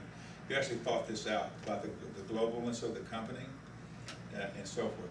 I'm committed to ensuring that you and those you know receive the best care and latest information that will save you time, money, and the embarrassment of making the wrong choice in real estate. That is powerful. Too many are currently experiencing this nightmare, and I appreciate you in advance for allowing me the opportunity to make dreams a reality for those who deserve it. Thanks in advance for your time. That's good. Very strong, powerful, call to action, right? I wouldn't want to see you make a mistake, right? I'm here to make sure you don't make that mistake. Call me and I'll make sure and put you in touch with an agent in China, right? Honest to God, China, wherever. We have offices everywhere, you follow me? United Kingdom, Spain, Italy, Germany, California, DC, doesn't matter, right? The biggest thing is I'm not from here, so a lot of the people I know don't live here. Yeah. Oh. So that's why this was written like this for family and friends, because most of them are outside of Texas. Great. Wonderful. Because she'll make a lot of money from referrals. See, they call her and let her know that they're moving, and she, through our company, will be referring those folks to an agent wherever they're going. And then she gets paid a 25% referral fee from whatever they buy or sell, you follow me? If they're selling where they are, she gets 25% of that commission. If they buy where they're going, she gets 25% of that, right? Not too bad for a call, right? Right. So, it's a plus. Good luck. Very good. Okay. B. Tina, read B. Divide all people in 3 categories. Those that give you business, those that would if you ask for it, and those you don't like, you should delete. Now, hopefully you won't put anybody on the list that should be deleted, right? Delete them before you put them on the list. Right? But what you'll find is after you start making contact with them, you'll want to delete some of those, right? Believe me, you will. Because you want to have as long a list as you can, anybody remotely possible, because you never know. And then you mail them and then you call them, and then that's when you begin deleting. You might delete, a good, a fifth of them. Who knows? But you'll have then a list of people who really will work with you. Okay. How do you know which ones to delete? Well, based upon their responses to you, follow me? Yeah, it'd be pretty obvious. Okay. When you call them, they don't want to talk to you, right? So don't call your exes and ask them for business. I don't Just have any kidding, exes, it's a but that's, okay. Carrie, read C, D, and E and just keep reading. Okay. C, you have to have respect for yourself in order for the clients to respect you. Well, what does he mean by that? You can tell probably by the sound of your voice if you respect yourself and what you're doing and then so you can respect them and they can respect you. It's pretty self-explanatory, Good, I guess. keep reading. D, they need to know that you know what you are doing. I wonder if they can sense that whether you know what you're doing or not. Yeah, they can, can't they? Confidence in your voice. Yeah, confidence. How does one build confidence in this business? Repetition. Yeah. Right, exactly, training, right? Knowledge and skill. That's how you develop confidence. What you're going to see yourselves doing, your confidence level is going to begin to rise. And the reason it's going to improve markedly over the next few weeks is because you're going to become feeling more confident because of what you know now that you didn't know before, right? And when you begin seeing your peers that you went to school with or you dealt with over the years, and you begin interacting with them, you won't have to say anything. It becomes obvious how much more knowledgeable and skillful you are yourself than your peers are because of your environment. It's just will happen to you. It's really quite an experience, but y'all will experience that. And the result is that people will know that you know what you're doing. Keep reading, Gary. E, the service you provide has to be well defined. G, where's F? I don't know. We didn't get F in there. F dropped out. You must always tell them the truth. Yeah. H, you have to learn to outwork the competition and maintain past clients and spheres of influence. I, remember the 10% rate. 10% of past clients and spheres of influence should give you a transaction each year. PC and SOI should be 35% of your business. Okay, that's important. We talked about that. So if you have 100 people on your client, on your SOI and COI list, right? 10%, you should get deals from 10% of them, right? That's a year. That'd be 10, right? 10 a year, right? And then that should comprise 35% of your business, right? So think about it. You're not gonna have enough people in your client, in your sphere of influence, right, to live on, are you? Which means the other 65% has gotta come from where? Expires, FISBOs, prospecting, just listed, just sold, right? All those other sources. Makes sense? Now, as time passes, right, and you sell transactions for people, they then become past clients, right? Now, past clients can be, like Trina says, out of the country, out of the state, right? Don't have to be in the state. But you know what? Tom, who moved to DC, still has friends in San Antonio. You follow me? Just because they moved, their life didn't cease here, did it? Right. So, people, I hear it all the time, oh, they moved out of town. So, they didn't die, did they? I mean, they can still refer you business, can't they? Yeah, they can. I mean, my goodness, I was a military guy. I had people who send me business. The guy moved overseas. He had another guy, a friend come in here. Guess what? They called me and sent him to me. You follow me? Right? He come from Germany, for goodness sake. You know, so you can't live in a vacuum. People today don't live in a vacuum. We're a world community. We don't like to live by ourselves. You know what I mean? So think about that. I have a question. Yes, ma'am. It might seem kind of ridiculous. There's no ridiculous question. Okay. Texting. Yeah. Is that completely unprofessional if I were to just send word out? No, not at all. Okay. Because I mean, I could go through and just check everybody on my phone and send it out. That's No. fine. Okay. As long as they recognize who it's coming from. See, texting, Right. that's the problem. You gotta make sure they know who it's coming from. Okay. Now, I'll be texting, I text y'all, I'll be texting y'all from time to time. I text all the time, you know. But the problem with texting is unless you identify yourself, you know what I mean? Oh, I say, this is Jim, you know, Jim, sign off, Jim Faulkner, right? This is Jim, right? You just need, texting is fine. I think in today's world, that's okay. But I think you need to do more than just texting. You need to like call them. See, the problem that people have today, so many people today rely so much on the internet that they forgot how to talk to people. And talking is very personal. It's a personal business. You got to touch them once in a while. But texting is great. Yeah. Okay. I just didn't know if it was unprofessional. No, I don't think so. It's not a person. I don't think so.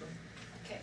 I have like buyers that would just text me real quick and I text them back and, yeah, it's not a big deal. Yeah, it's not, no, you know, because you know, they could be with somebody and making a call is just not the right time, you know, and I get texts from all the time, every day. You know what I mean? Well, I would just think, like, I will read a text. I'm not gonna read all my emails. Really? Yeah, I feel the same Like, way. I get so many, I'll go through and check, like, Oh, I'm yeah, gonna delete with those. I don't wanna read junk, those. yeah, but Right. you get an email from somebody you know, you're gonna read it, right? Yes, Yeah, yeah. well, yeah. Read my emails, please. Oh, I delete 90% of mine because they're from, Yeah, I get hundreds of emails a day, and most of them I delete, like 90 of them, you know what I mean? But I just delete, you know, I put an X and delete them all, you know what I'm saying? Well, there was, when I bought a house a couple of years ago, my real estate agent would, like, I'd call her up to ask her questions, and she'd text me back. Huh? And to like answer them, which I was, but you know, I wanted her to call, like she would just text me and wouldn't, you know, call me or something. I just kind of felt like, It's too So bad. like- You weren't worthy. I know, yeah. Yeah, well, see, So she needs, I think you have to be careful about she that. should have been so, sensitive about that with you. Yeah. Some clients won't like texting, Right. Christie. Right. So, you know, so calling them once in a while, emailing them, you know, mixing it up is always a good choice. And one of the things you'll find is like when we get to y'all are going to be getting lots of leads through our leads router system from all these websites through your cell phone. And the cell phone, the automation will give you the name and phone number if it's got it, or the email address. So when you email people like a prospect, you want to tease talk them. Tease talk. You ladies know what teasing is, right? Tease talk. You email them back. Hi, Tom. It was great to receive your inquiry about the property at 123 Happy Hollow. But you know, I think I have the perfect property for you. I just need you to share your phone number so I can share that information with you. Have a great day, Tom. Right? Make them call. You know what I mean? People hide behind emails. People hide behind this internet. They hide. you can't be a secret realtor and make any money. You know what I mean? You gotta reveal them. They gotta reveal themselves to you, right? Tease talk. We're gonna practice that here, but you gotta tease talk. Get them to communicate with you. Okay, Kristen, you read something. Where are we at? We are on J. J. You must speak to PC and SOI at least 4 times per year. There we go, right there it is, isn't it? 4 times a year. PC and SOI and COI, right? 4 times a year. Call them at least, I would say at least 3. You know what I mean? Just make contact with them. Set aside a few evenings, right? Just to call. And what you're going to find out when you start prospecting here, you're going to be able to blow through 100 calls in no time. An hour and 15 minutes, hour and 20 minutes. It goes quick. Okay, keep reading. Reestablish immediately the relationship with the ones you have not talked with in a while. Put them into a simple contact management program. Adopt clients on the other side of the transaction. Wait 24 hours and call them. Call again in 72 hours, and again in 7 days. Enroll them in the preferred client club. Be sure to call PC from problem deals immediately. Be specific when you ask for referrals. Okay, M. Go back to M. This is the greatest idea since the invention of ice cream. I don't know. I mean, you know, I have taken so many other agents' clients. It's just amazing. Because in most cases you're not selling your own property, right? If you have the buyer, you're selling somebody else's listing, right? And in the vast majority of other companies don't have the preferred client club that we have. And if they did, it would be very expensive. But what happens is you'll sell a home that someone else had listed, or someone else's buyer will buy your listing, right? Some other agents, right?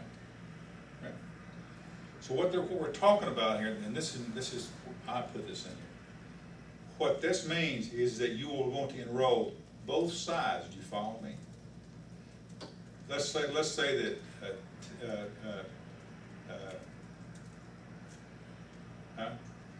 Leah. Let's say Leah and Tina were the agents, right? Leah is with Remax, Tina's with Kerr Realty, right? So, now let's make you with Century 20, because Remax don't have that. I know you used to be with Remax. But so let's say Tina's with Kerr Realty with Century 20, right? Let's say it's Tina's listing, right? And you sell it. So after closing, what you do, you're going to capture her client as your client. So what you're going to have is you're going to enroll both her client and your client. You follow me? And your preferred client, which means it's going to cost you what, $70, right?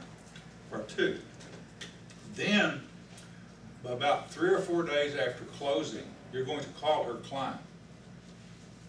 Hi, Ms. Jones. This is Leah with Century 21. The reason I was calling is to inquire how you're liking your new home.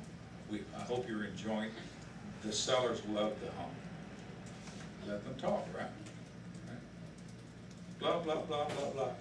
Fantastic. I just want you to know how I'm so happy that you have this home, and I'm sure you'll take great care of it. And I just would like to inform you that I've made you one of my preferred clients. As a matter of fact, I've enrolled you in my preferred client club. And so you'll be getting some information about how to care for the home and how to beautify the property over the next 3 or 4 years. Fair enough? Oh, thank you. That was so nice of you, right? I haven't heard from their other agent. They got the money in the bank. No, I mean, that's what happened. Yeah. Their other agent hasn't bothered to call them or anything. That's typical. And so what you do is you get their email, you put them in your contact management software, your e-greetings, your newsletters. They're getting those plus they're getting the magazines and stuff, right? And so you call them every quarter or so. Hi, Ms. Jones. This is Leah again. Just making sure everything's okay with the house you bought from us a few months ago. How everything's going. You know how much they're going to appreciate that? And where's their other agent? Absent, right? Absent. So what you have just now done is you have made that client, that customer, your client. You follow me? And the other agents have lost them for good. It costs you what? $35 and a little bit of time, right? Is it worth it? If you're in this business long term, it's worth it. You follow me? If you're in this business for like a year and it doesn't matter, does it? But if you're making this a career and you want to plan a book of business, that makes a huge difference. Just doing that simple thing. So you can call them. Why can't you call them? There's no agency involved here, is there? No, there's no agency relation involved here at all. That was done when it closed, wasn't it? Yeah. So they're just a customer out there, anybody's customer. But you've reached out to them. You've reached out and shown them how much you respect and care for them and how much you appreciate their business and that you want to be their realtor in the future. In so many words, that's what you're saying, right? And so they're going to do that for you. Okay? Very good. Okay, listing plan. Turn to page 58. The reason we're going through this now is because you're going to be getting listings here pretty soon, okay? Every agent needs a listing plan of action. In other words, when you go out and meet with that seller, the seller's going to want to know what it is that you're going to be doing for them to get their listing sold for the highest price in the shortest period of time, least amount of inconvenience, aren't they? So, let's just kind of go through this listing plan of action. What I would encourage you to do is to take this and kind of put this in your word processor, right? Like type it in and save it, kind of modify it a little bit, and present this along with your listing as your plan of action to get their home sold. You follow me? See, the vast majority of realtors who show up at a home have no plan of action. They show up there and they grin a lot and try to overwhelm with billions and baffle them with BS, right? And the door closes. Huh? So then the door closes. That's exactly, yeah, it's all this smiles, they have no substance, do you follow me? But see, a serious seller wants to know, they're going to be paying you serious dollars, right? Like $5,000, $6,000. Oughtn't you have some sort of plan for them to consider, right? This is your plan. So let's read this.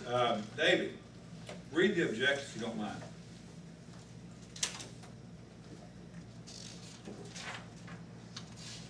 I do apologize. Trina, read the objectives, page 58. You reminded me of something because you had said I was going back and forth on an email and I should have just like got to the point and asked him for a number without being so, because he called me and Sheila said that he might be a scam and then she emailed him and kind of I felt that was a little awkward, but so I'm emailing him right now and I'm trying to tell him that there's a great deal, lowest price, least amount of time and inconvenience, and basically asking him for his number without being too straightforward.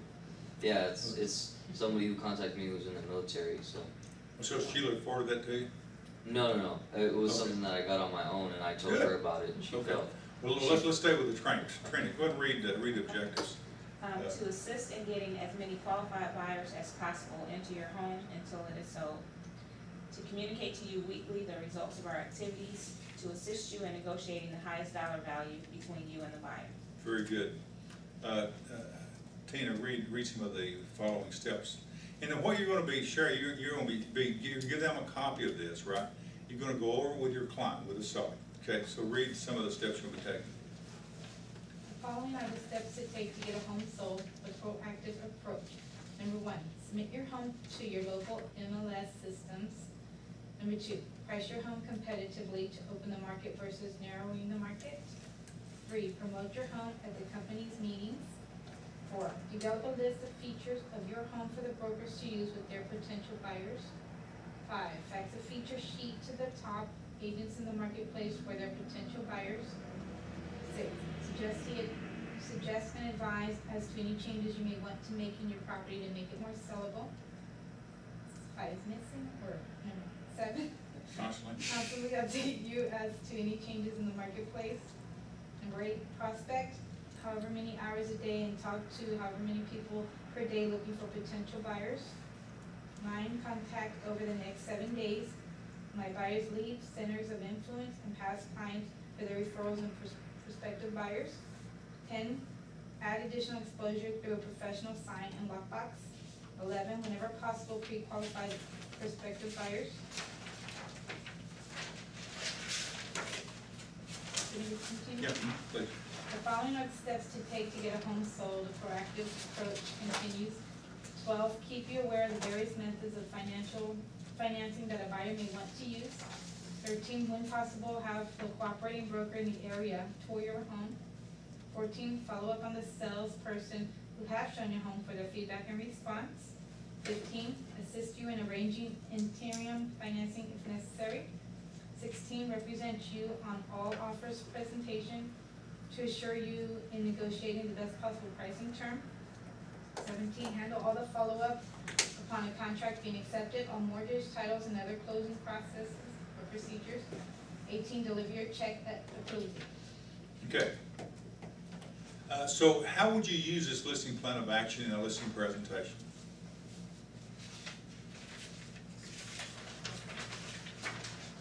You can use it in any number of ways. You know what you could do as well? You could, if your appointment is like in the future, like tomorrow or the next day, you might attach this as an email to your client. You know, email the client, "Hi Tom, great speaking, so looking forward to our meeting on Saturday.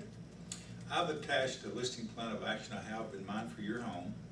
Please review it and be prepared to discuss it at our meeting on Saturday. Have a great day, Tom." Make sense? Now, would this kind of give them like the perception that this agent's coming out? No, the others I called didn't do this, right?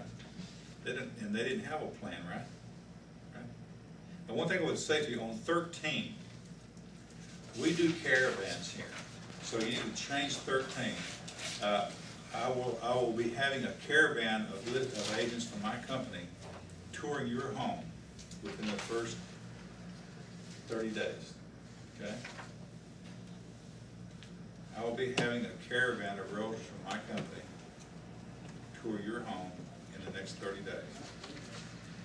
Now I want to talk to you about number 14 here. This is how 14 actually works. This is what we do here. You have a listing out there, right? And it has your name rider on it with your beautiful photograph and your cell phone, all that stuff, right? And agents around town, there's like, 7,000 or 8,000 of them out there, right? And they're showing your listing, right? They're showing your property.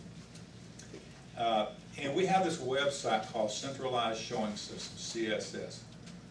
Now CSS, for those of you who are in the business know about it, right? You can tweak CSS to send emails out to everyone who showed your property, right? Asking for feedback. Y'all do know that, right? Right? Yes. Okay. But what y'all also know is you rarely get any feedback. They don't give you any. They're not courteous, right? They don't respond to those automatic emails. So what you as a proactive realtor does, and your seller wants a proactive realtor, right? Doesn't every seller want a proactive realtor, not somebody who's reactive, right? Getting in front of it rather than chasing it. So what you tell your seller is, look, Tom, I just want you to know that I'm going to make sure and contact every realtor that shows your home. Okay? And I'm going to ask that realtor to ask their buyer directly, what would it take for you to make an offer on that home today? And I'm going to get back to you every week and let you know what the responses were. Fair enough, Mr. Seller? So this is how it works. Ring, ring, you be the realtor. Ring, ring. Hello. Carrie, this is Jim with Century 21. How are you today? I'm pretty good. How are you doing? Fantastic. Carrie, thanks for showing my listing at 123 Happy Hollow on Monday. I appreciate you showing it. Oh, you're welcome. Nice house. Fantastic. How did your buyers feel about the home? They were very interested in it. They liked it. Oh, really? Wonderful. Well, the reason I was calling, Carrie, is to see what it would take for them to make an offer on the home. And the reason I asked that is because my seller is very motivated.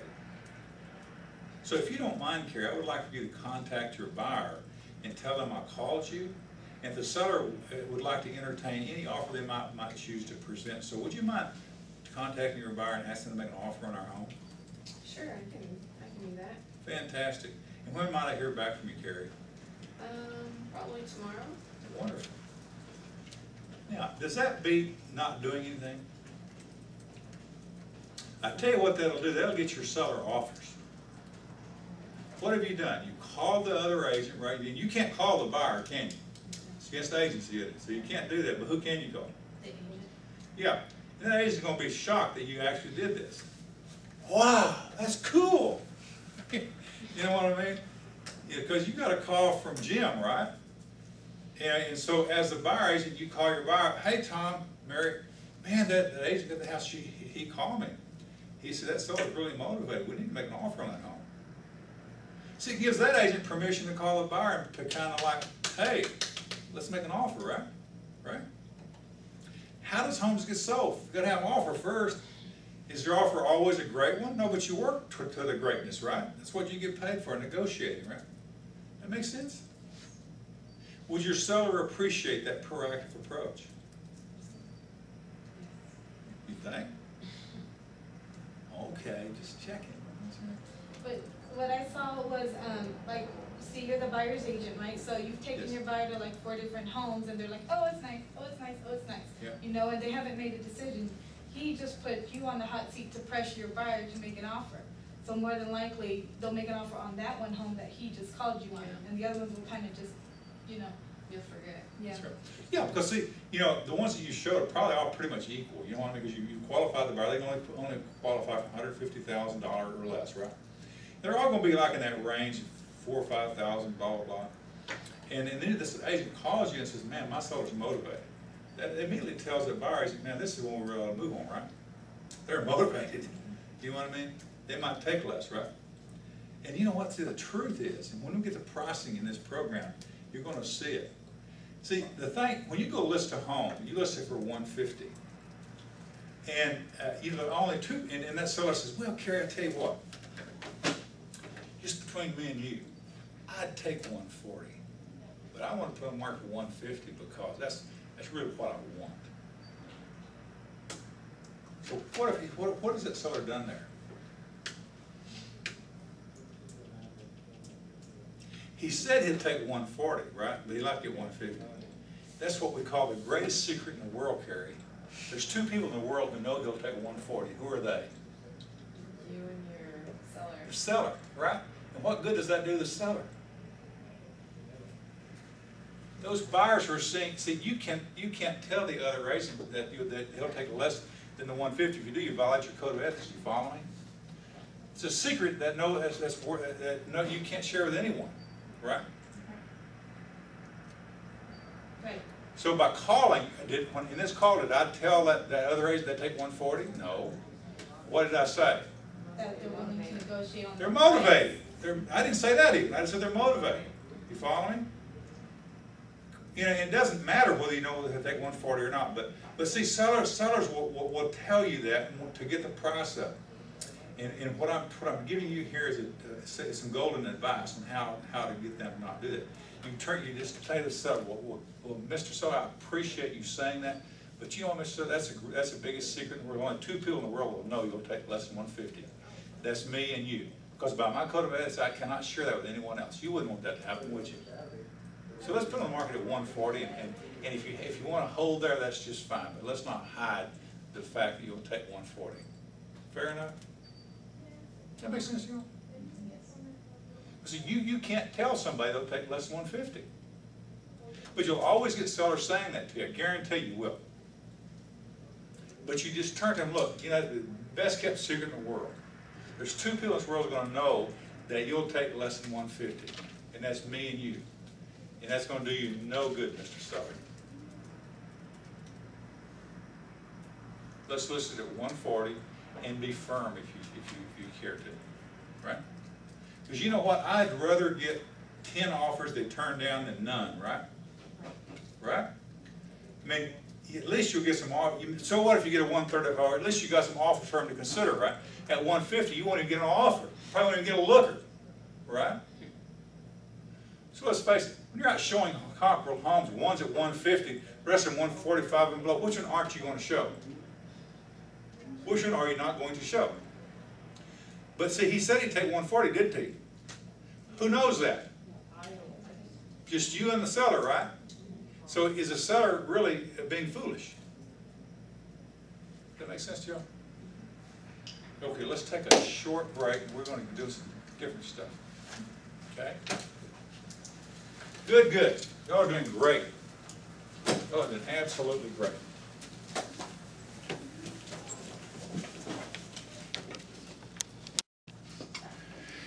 So, what would you say? Something like, gee, that's great, Tom. Like, let's say, Kristen, you're talking with someone at the school, and they're thinking, well, you know, I was thinking about maybe buying a home, Kristen. When do you have your license? So what would you say to me? Well, actually, that happened. Good. Okay, so that's funny. The coach that I just hired lives by Madison. And she was bringing up in the interview, you know, I wanna move by Clark, I wanna have my kids live in this area. Right.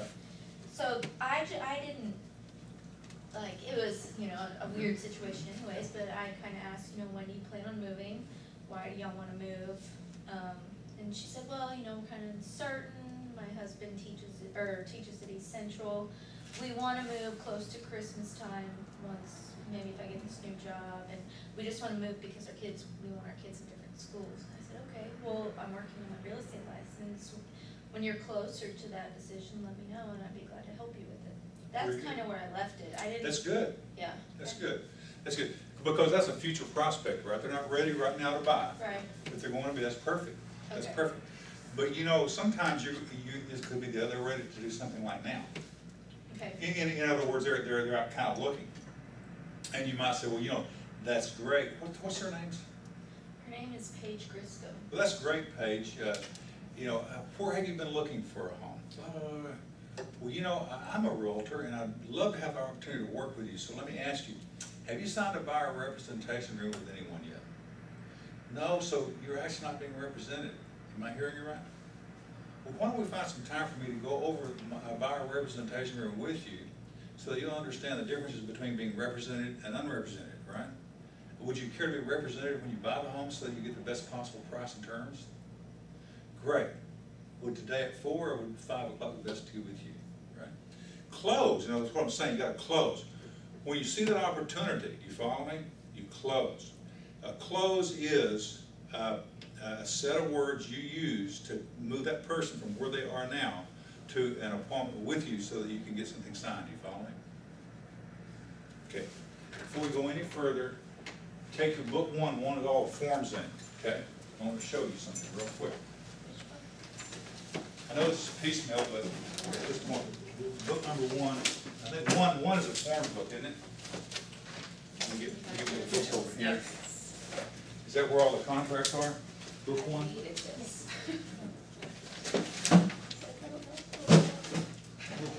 Book one, contracts, okay.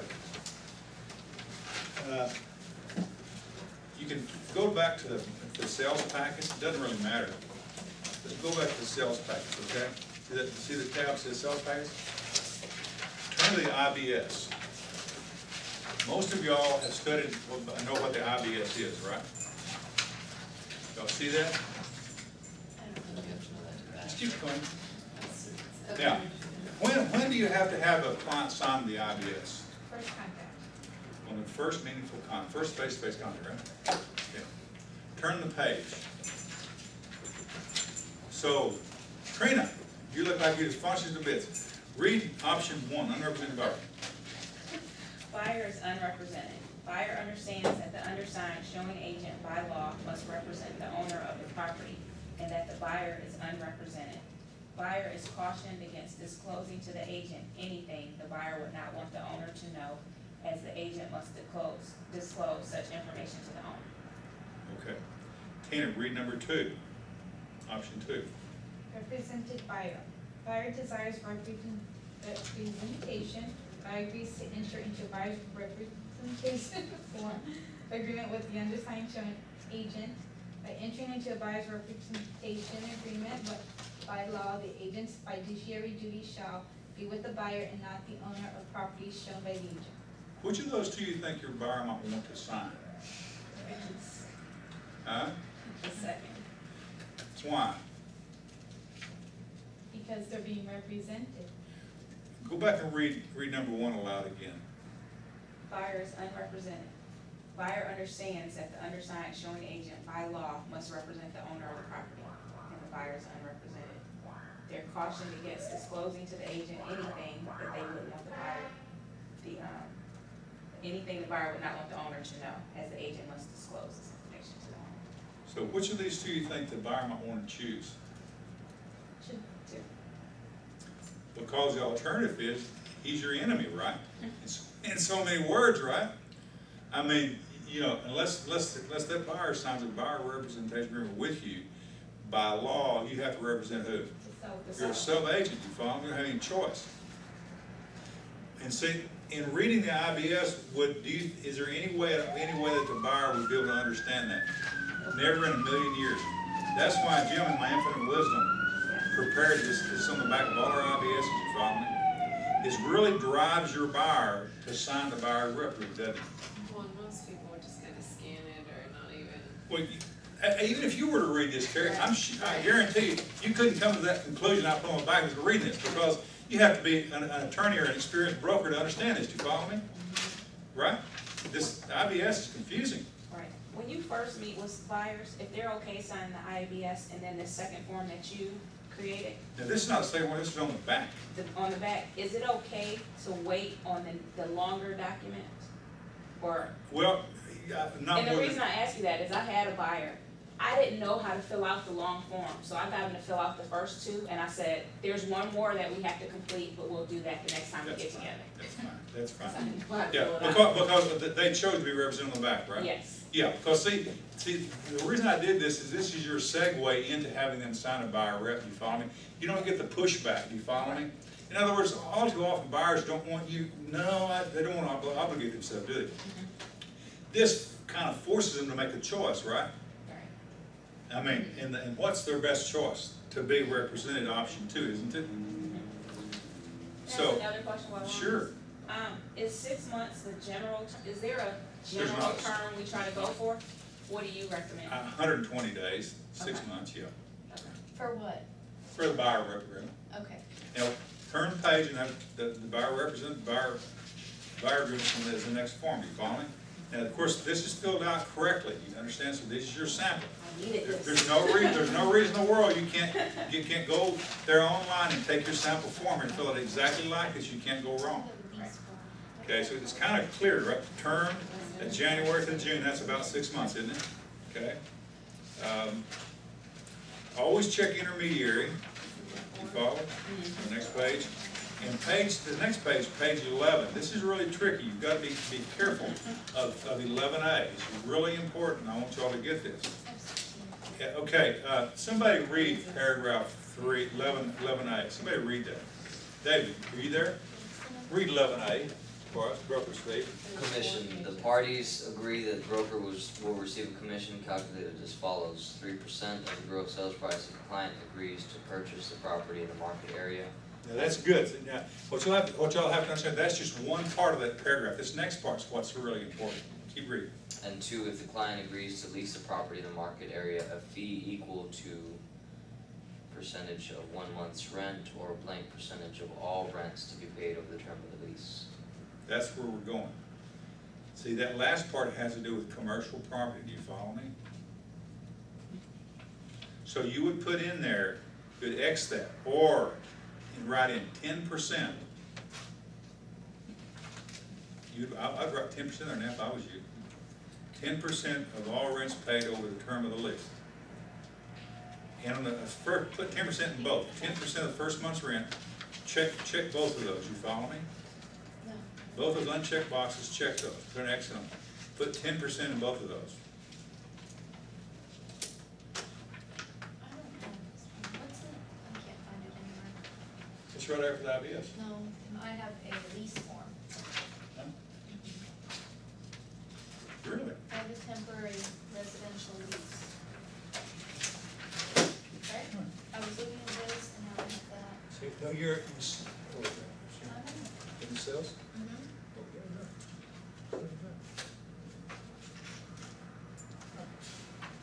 Maybe, I think they're just in the wrong order. Could be. I don't.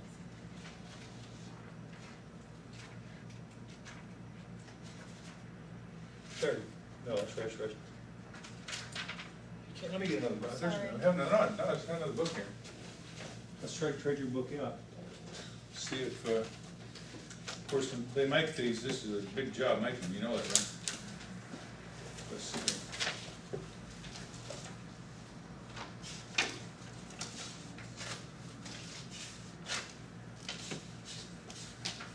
Here, this has power. This one's great. So I'll take that book back.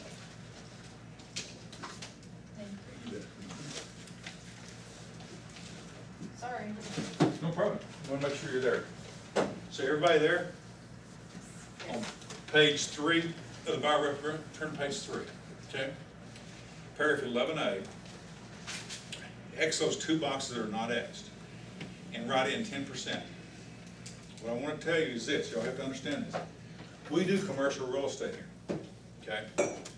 We have a lot of commercial listings out there. Commercial real estate is different than residential real estate in many ways. One of the significant ways is in how commissions are paid, okay? If you have an opportunity to list a commercial property or sell a commercial property, you need to contact me, okay? I will permit you to do so, but only under my tutorship, you follow me, because it's different. You got to be careful. I got to need to review all the. I'll tell you what to fill out. Let me review it, and you go do it, right? You'll learn that way. Does that make sense? You can also get your commercial certification through Century 21. Okay, you can get an actual certification that you're a commercial realtor. Okay, but commissions are handled differently. In other words, in most commercial transactions, you're not going to be selling anything. Rarely do commercial realtors sell commercial property. What do they do to it? Lease it. Exactly right. There's not very many sales of commercial real estate, mostly leasing. So, if you haven't checked that box, do you follow me? And your buyer, we had it happen here. And your buyer then decides they want to lease a property, do you understand? And you don't have that filled out in your buyer rep agreement. What legal grounds do you stand on to claim a commission? None, right? So, this property, and how it happened was Martine. Said her earlier. And I teach this to you guys because it's so important that you understand what it is you're doing. When you're working with a buyer, it's not uncommon, like when you're working for a commercial, like they want to buy a commercial property, his buyer wanted to buy a commercial property. So Martine did the right thing. He had the buyer sign a buyer rep agreement, you follow, for commercial, right? But and the buyer was looking to buy, right? But then during the process of looking to buy, the buyer decides, you know what, I think I'm going to lease something, right? So his client calls REOC Partners, which is a commercial company, about a lease property. And of course, you think that REOC agent's going to tell him, go back to your realtor? No way. Commercial people are they're not members of NAR and TAR or SABRE, you know what I mean? They don't have any code of ethics. It's the facts. So they take that buyer right away. So Martine comes to me after the fact and says, Jim, my buyer just leased $5,000 a month property over at such and such. I said, well, let me see your buyer rep. Didn't have it filled out right. I'm in no position then to go back and demand from that REOC broker that we be paid. You follow me? So let's see what it cost him. $5,000 a month for lease, right? Commercial lease, right? And this is a buyer he got through our company. Do you follow me? So it's my business he just lost, right? So they wanted to buy, but they ended up leasing, right? $5,000 a month lease.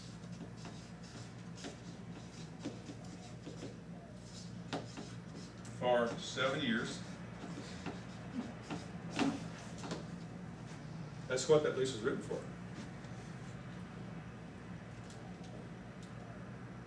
This is how much he lost me. $5,000 times 12, right? Times how many years? 42,000. So 7 years is how many months? Well, 12 months is 60,000, so 60,000 times 7. 7 times 12, there's an 84-month lease, right? Times 5,000. That's 420,000 gross lease, right? The gross lease is 420,000. That's the gross lease. That's what you're looking for, gross lease. 7 years. How much do we get of that? 70%. Times 10%, right? $42,000. Is that right? So was our commission. 42,000. How much do we get? None. I wasn't happy. I mean, he gets 60% of that, but I get 40, right? You screwed me. Don't screw me. On a commercial lease, does the agent get the commission over time gradually, or do they get like a chunk? at a No, certain interval? at time the lease is signed, you're paid. Oh, wow. Yes. And guess what? If this tenant renews at the end of 7 years, guess what happens? You get paid $42,000 again. As long as that tenant renews with us, yeah. So if they get out of the lease before the term, are you not responsible? No, Okay. no, Wow. no. Because you're the procurer of the leaseor. Right, wow. For the leaseor, you had the person who, the leasee, you follow me? Make sense? Of course, REOC, you know, the guy calls him, the guy doesn't say anything. If he had this form filled out correctly, I would have filed a demand for payment. I would have sued REOC, you follow me? They would have paid me because they know I will sue them. I tell them, I send them a demand notice. I know law. And certified a demand, they pay me that $42,000. Otherwise, I'm gonna see you in district court. That's simple. Make sense? So, whenever you're filling out this buyer rep, make sure you put 10% in there. Now, let me say this. If they lease something and the other company's not offering 10%, if they're offering 8%, guess what? You get paid on the 8%. If they're offering 6%, you get paid on 6%. But you put 10% in that because the norm for commercial is 10%. You follow me? Today, because commercial is kind of like slow, right? We've overbuilt commercial properties all over this area. Bear County, too many commercial buildings built.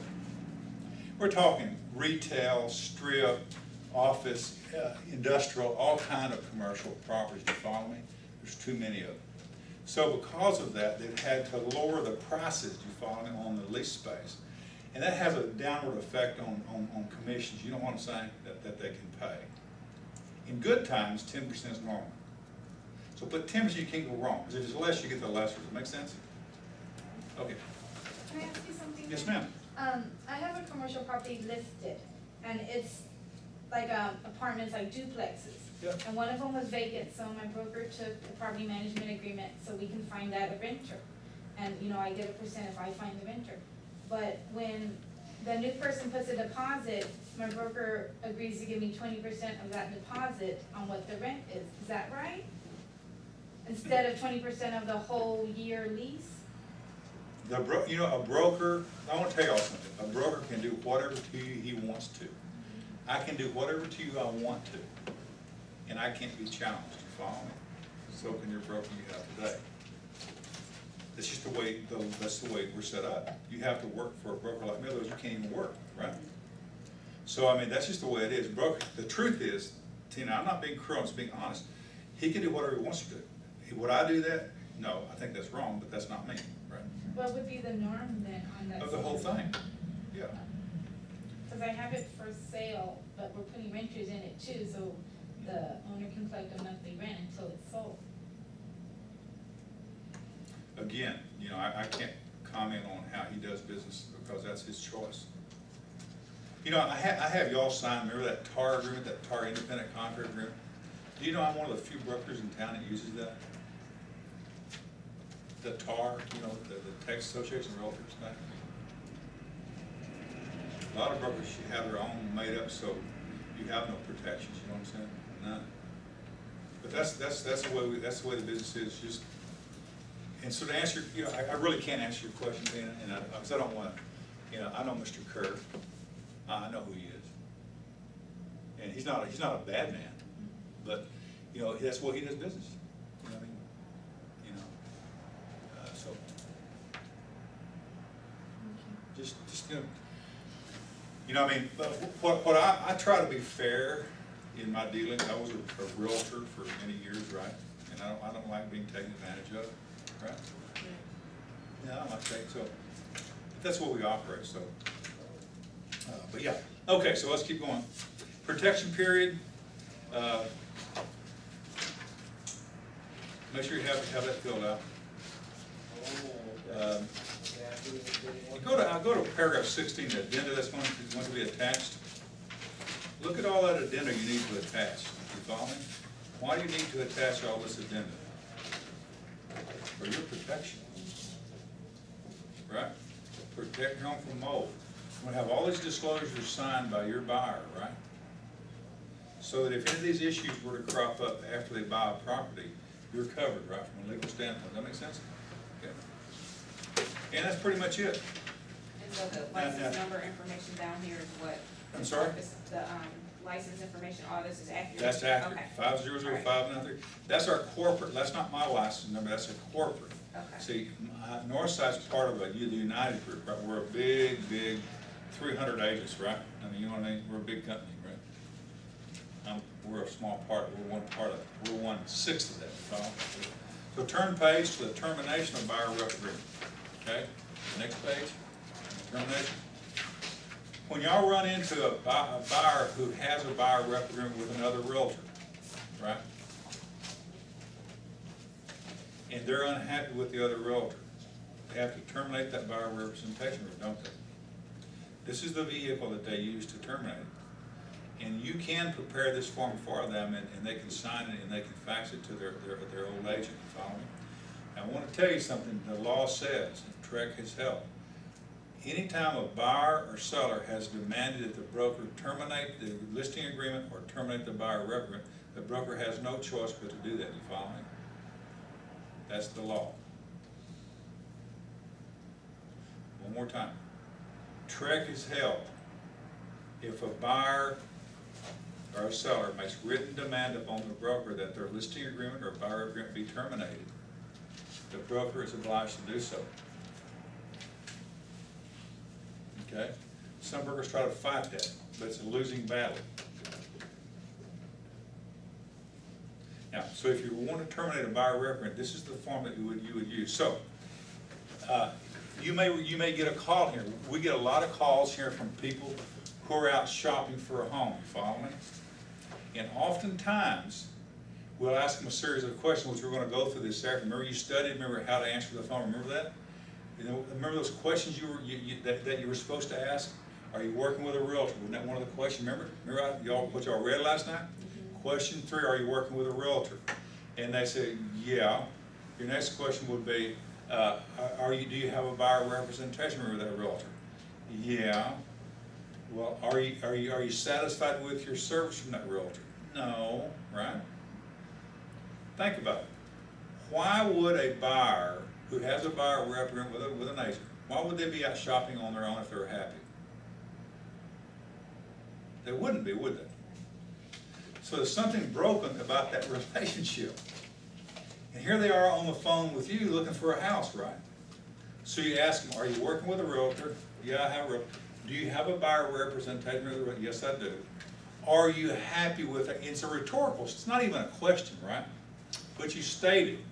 Give them permission to come back and say, no, not really. I understand. Why don't, you know what?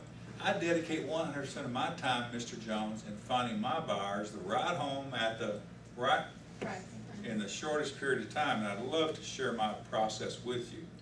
Why don't we find some time for us to get together here at the office would be good, or maybe at your house, but we'll get this process started. Would today at 4 or 6 would be best, or would tomorrow at 3 or 5, right? Whatever your schedule looks like. And you go out there and you have signed the termination and a new buyer rep with who? You, right? And this gets sent to the other broker, you follow me? And they're bye-bye, right? Make sense? If they come back later and try to make a demand, they're out of luck. You follow me? If they're stupid enough to try that, right? That makes sense? Okay. So that's a little diversion there. Okay, so now let's go back to the book we had, right? Page 65, remember? The hot buttons, right? Find out seller's hot buttons by asking a lot of questions. So you're going to be prospecting, you're going to be talking to people out there in the civilian land, right? Back to the other book, Leo, where we were, page 56, or 65, sorry. Okay, so it's really important to know the right questions to ask right when you're talking with folks. Where are you moving? Mary, Tom, Jamer. How'd you happen to choose that area? What made you choose that neighborhood? When do you plan on moving? August. Oh, that soon. Wow. So how much do you think your home will sell for? Gee, I don't know. If you did know, what do you think it would sell for? Why are you pressing that? To see where, in their mind, what they want for That's it. exactly right, yeah. 7, have you gotten a current market analysis recently on your home? Wait, let them say. No, we haven't. Well, great. Would you be interested in having one? Good.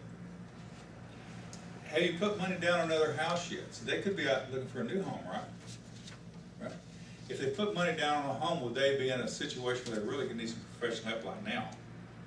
Right? Do you need the money from this house to buy the next house? What percentage of people do you think need the money out of their house so they can buy another? Like, huh? I'm thinking 95+%, yeah, the vast majority. What's important to you in using a realtor? You don't have to ask all these questions, you're fine, but you need to have these out there. Right? Would you be interested in knowing the difference between realtors and specifically the one you spoke with, and us, if they've talked to another realtor? If they haven't talked to another realtor, that question wouldn't be appropriate, would it? Right? Have you interviewed any other agents? Have you interviewed any other agents? So these are some questions you would ask. Now let me tell you this. There are several questions you absolutely want to ask. Number 1, where are you moving? When do you plan on making the move? 1 and 4. How much do you feel like your home is worth? 5. 7. You want to know 1, 2, 4, 5, 7, 9, and then close. Do you follow me? For an appointment. Would you repeat that back to me again, the ones you circled? 1, 2, 4, 5, 7, 9, close. That's right. Yep. Now see where those are really questions you absolutely have to ask, right? Okay.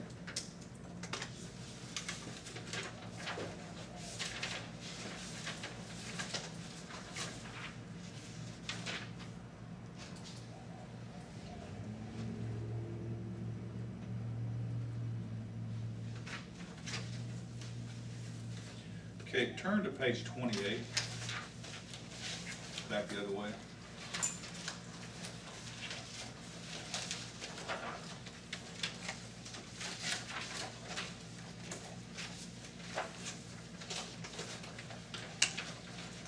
Actually, turn to page 26.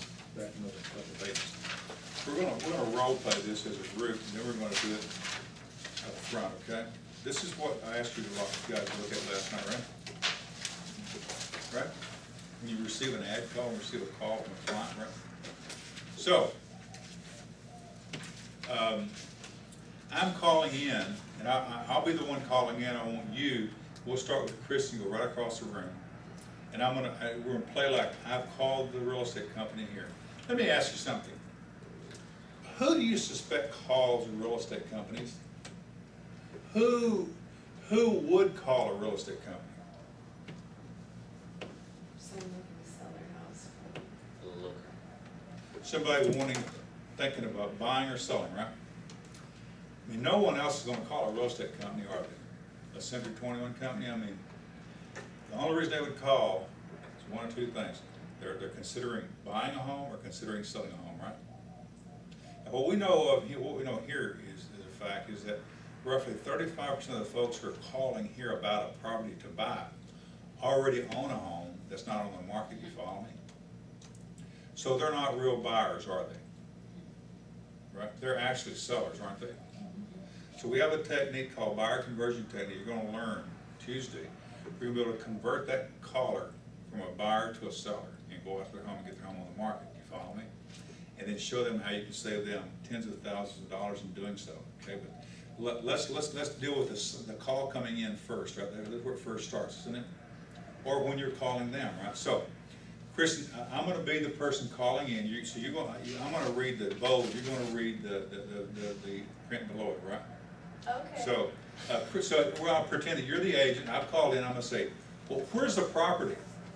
And I'm just making up stuff. No, you read the Okay. below. Right. The property is located in the general area of Vance Jackson Horsebach. Are you familiar with this area? Not really.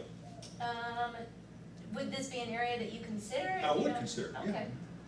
What would be the best time to show you the property? Would you be available now or maybe later this afternoon? Later this afternoon. Okay, good. Can you give me the exact address? No. I'm looking for you. Sorry. I'm looking for you to close on me.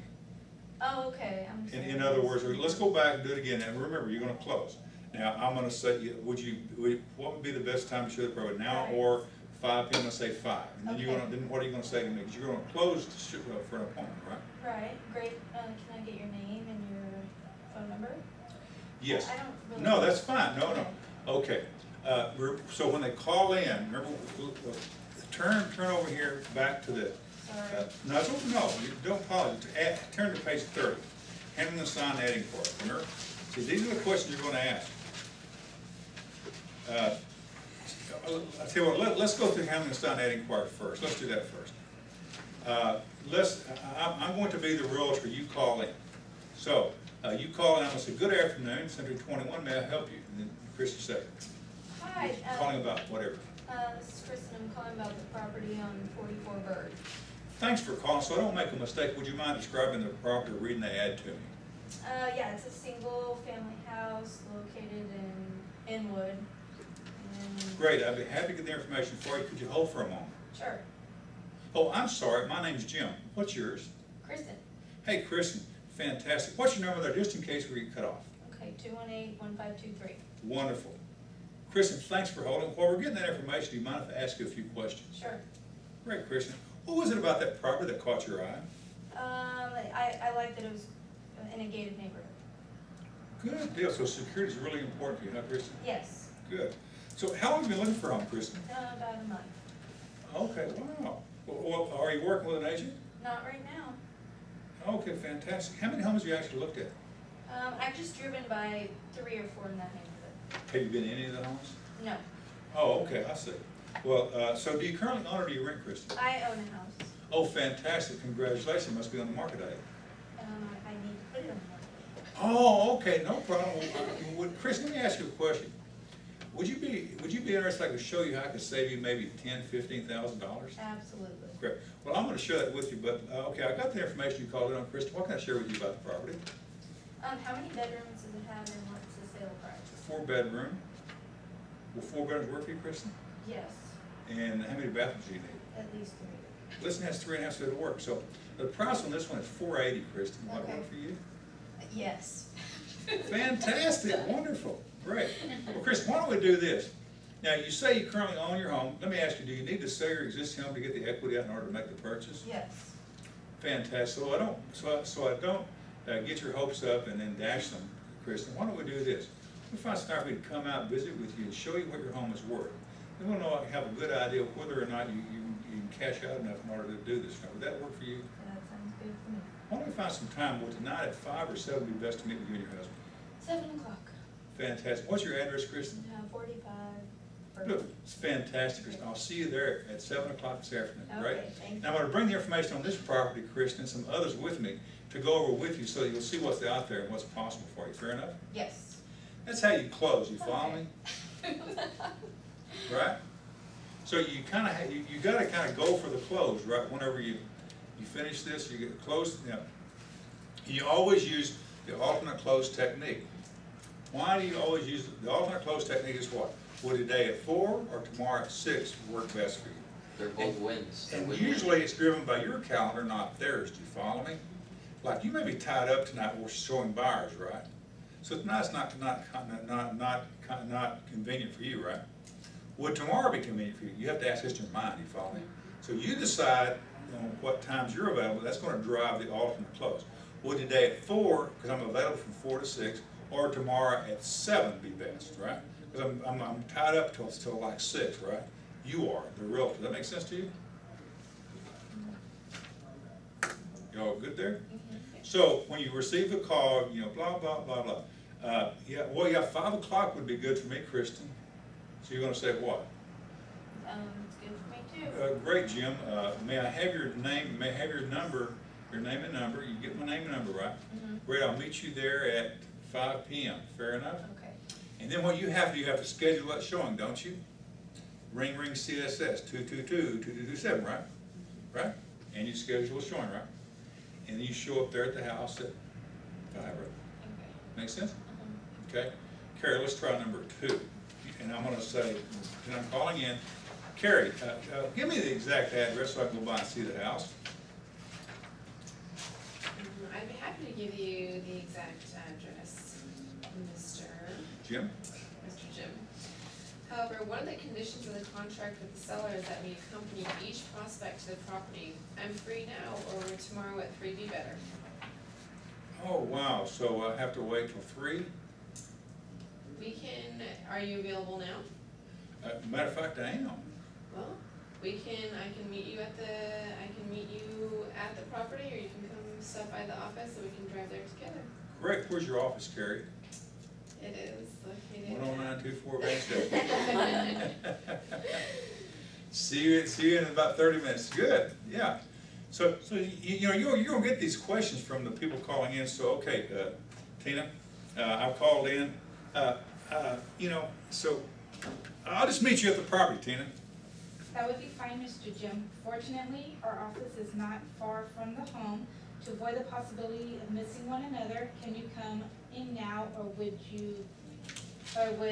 3 o'clock be best? 3 would work better for me. Great, I'll see you there at 3 o'clock. Great. And if you haven't got my number, make sure to let me have your number just in case, right? I mean, you want to make sure that you have the number. See, when people call into the company, there's 2 things you got to get: their name and number. Otherwise, you have nothing, right?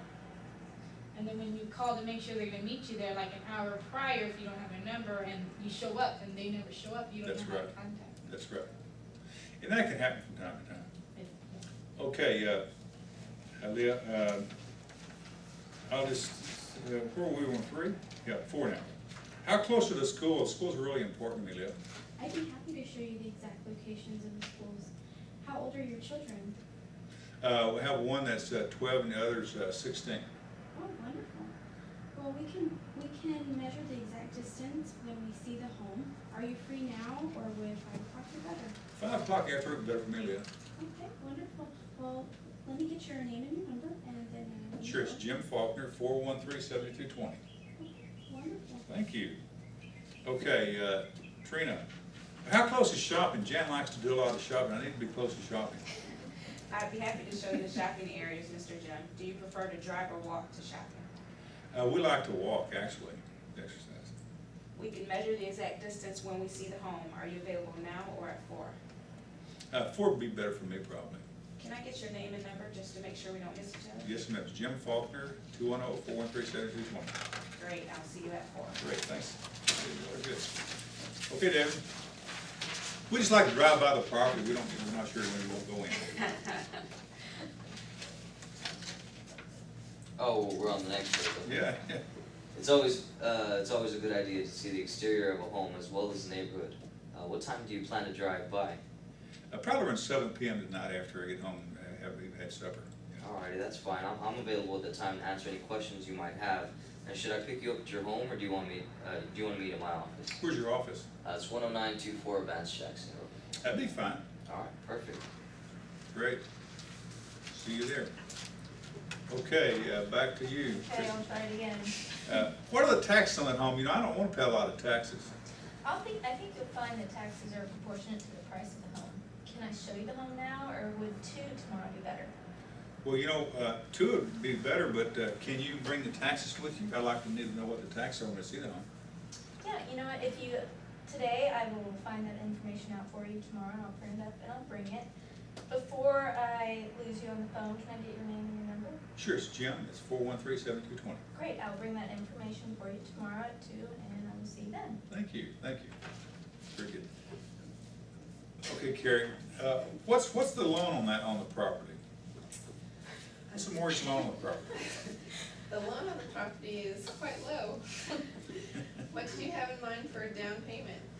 Oh, 10%. That'd be fine. Would now or tomorrow at 2 be the best time to show you the home? Tomorrow at 2. You see, the whole purpose of this exercise is for you to drive to a time. You follow me? Yeah. Y'all have got to learn to drive to a time to close. You follow me? That's what it's all about. What I'd like for y'all to do between now and next Tuesday, did you do it last class, David? No, I didn't. I want y'all to call 3 real estate companies between now and Tuesday. Right? This is the job. I want you to pose as just a client. You know, you're not a realtor, you're just someone looking for a home. I don't care what real estate company you choose, you just call 3 between now and Tuesday. On a home you saw on the net or a sign or paper or whatever. Can it be here? Huh? I said, can it be here?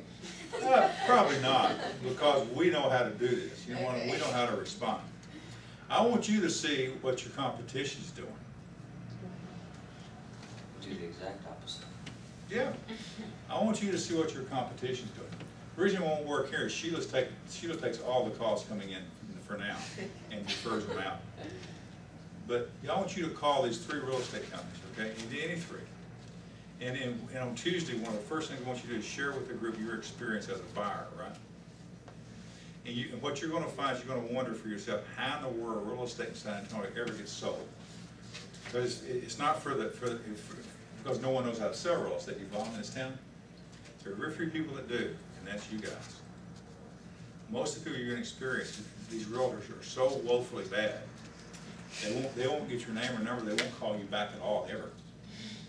It's like trying to schedule a showing is like impossible. So you're going to wonder. But y'all have got to really have an impact. You have got to experience it personally as a buyer on the other end. You follow me? Well, I've experienced that as a buyer driving by, and I just wanted to know how much a house was, and you call, and they were like, oh, it's already under contract, and then they would hang up. They wouldn't say anything else. How stupid is that? Well, now, as a customer, I had no clue. Right. You say, oh, Kristen, you know what? Would you like to see that home? Right. Fantastic. You haven't shown that home, Kristen, but you know what? That home has an offer on it, but there's some others right there they would like to show you as well. Would a day at 4 or 5 be best, Kristen? They threw away a buyer, didn't they? Completely. How dumb can you get? But that's typical, Kristen. Right. That's what you're going to see, but I want you to experience it. The best thing is call 3, experience it. Then you'll know that what you know is so much superior to these other people that y'all aren't on the same planet. It's always amazed me how property in San Antonio ever gets sold, because there's no salespeople out there. You follow me? I don't know what they are. They're just, I guess, I don't know, phone answerers. I don't have a really good term for them, but they're not. So y'all got to be salespeople. You do realize you're in a sales business, right? You're salespeople, right? With an R, right? Okay. All right. So do that, and we'll see what your experiences were. You know, is it Carrie next? Is that right? Who did the last one? I just did that. Okay, that's Tina. Will they sell a home VA or FHA, government loan? I'd be happy to submit a VA offer. What year were you in the service? 1492. Wow, you're pretty old. No, 1989. I'm kidding. Yeah, I'm really over it. Okay. What would be the best time to show you the property, Mr. Jim? Probably after work today, maybe 6:30. 6 o'clock is good for me. Can I get your name and number so I can call to verify an hour prior? Sure, it's Jim, 413-7220. Thank you, Jim, and I'll see you there. Thanks, Tina. That's very good. She did very good.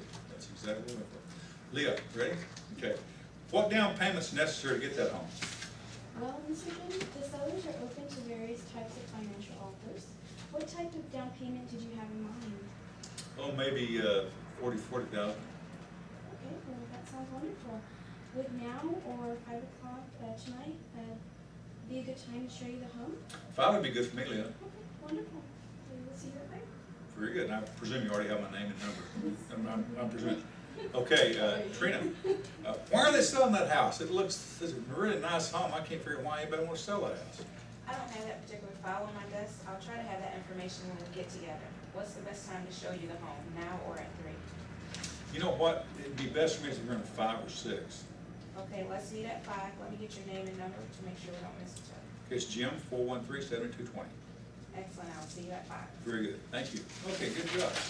Okay, converting inquiries into in-office appointments. You want to take control of the call. How you do that is by simply the greeting. Hello, Century 21, may I help you? My name is Ken, Jim, Kristen, Leah, whatever. What is your name? Remember how we did that earlier? Hi, my name is Jim. What's yours, right? Is that a fair statement, question of you? I'll give you mine. What's yours? Okay, so the rest of that stuff is the same thing. So let's go over here to the handling this incoming sign and adding part. So the way this is going to work is somebody's going to come up here and role play with me, okay, on this dialogue, and then you're going to role play together. Now we're going to turn the chairs around this way. Why are we not going to be facing each other? You can't see each other on the phone. You can't see them when they're calling you on the phone, can you? All you have is the call coming in. So who wants to be my role play partner? Are you on page 30? Page 30. Yes, ma'am. 30. In fact.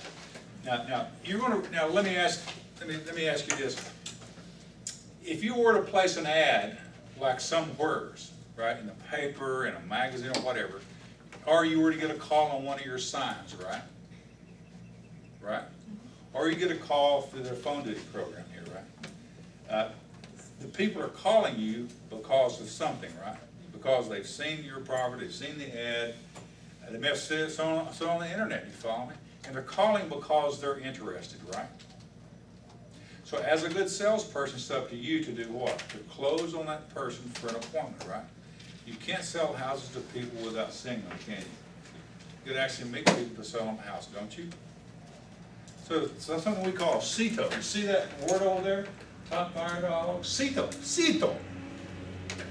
CITO. What does that mean? Come into the office. David's a smart guy. Come into the office. That's the first preference that we want with someone who calls in to come into the office, especially if they're a buyer. You follow me? Make sense? So, the whole purpose of this dialogue is to get them to come into the office if they're a buyer. If they're a seller, okay, it's going to, now turn the page. You see page 31 is the tip of the iceberg technique. You see that? And page 32 is the buyer conversion technique. They're two separate techniques. Do you see that? The tip of the iceberg technique is a technique we use if they're a buyer and don't own a home, if they're a tenant and don't own a home. You follow me? So the tip of the iceberg is for those who are renting. See, I have rent home in parentheses. The next page, page 32, when they respond that they own their home, you want to go to page 32. You follow me? Because they're not really a buyer, they're a seller posing as a buyer. Make sense? So this is really too much of an elephant to eat at one time for you guys. I know it is, right? So we're just going to role play page 30 first with everybody. Then we're going to go back and role play page 30 with 31. And then we're going to go back a third time, we're going to role play page 30 with 32. Does that make sense?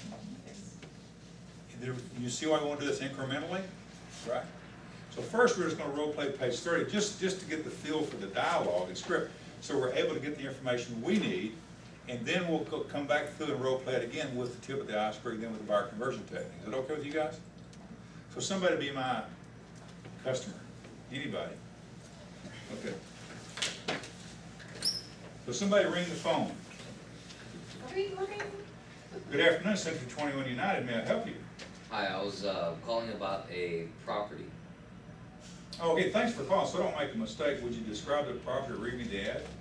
I actually was driving by. It was 3222 Sleepy Hollow. Oh, fantastic. I'll be happy to get the information for you. Could you hold for just a moment? Yeah, sure. Hey, my name's Jim. What is yours? My name is David. Hey, David. What's your number there, just in case we cut off? It's 210-2285-36-7. Wow, fantastic. Thanks, David. David, thanks for holding. While we're getting the information, do you mind if I ask you a couple of questions? No, that's fine. What was it about the property that caught your eye? I like the white picket fence. Oh, fantastic. So, David, how long have you been looking for a home? For about 3 months now. Wow. Are you working with any agent? Yes, I am. Oh, great. Well, let me ask you, do you have a buyer representation with that agent? What's that? Well, that's a form that you would have signed with the agent as a contract to use that agent exclusively. Yeah, we signed something when I met him in person. I did sign something. Oh, I understand. Well, let me ask you, David, are you happy with your realtor? You know, not really. He hasn't been returning my phone calls, so. Oh, no problem. Fantastic. Well, David, how many homes have you actually looked at? I've looked at maybe about 12 or 13. Wow. Why didn't you buy one of that, David? Not enough square footage and the price was too high. Okay. Now, let's role play you renting. Do you own or do you rent? I currently renting. Okay, fantastic. Well, look, David, I got the information you called in on. What can I share with you about the property?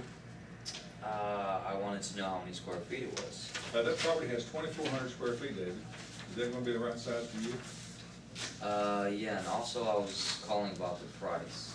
It's 191.5, David. Will that work? So that's a little out of my price range. Thank you. Oh, I understand. Not a problem.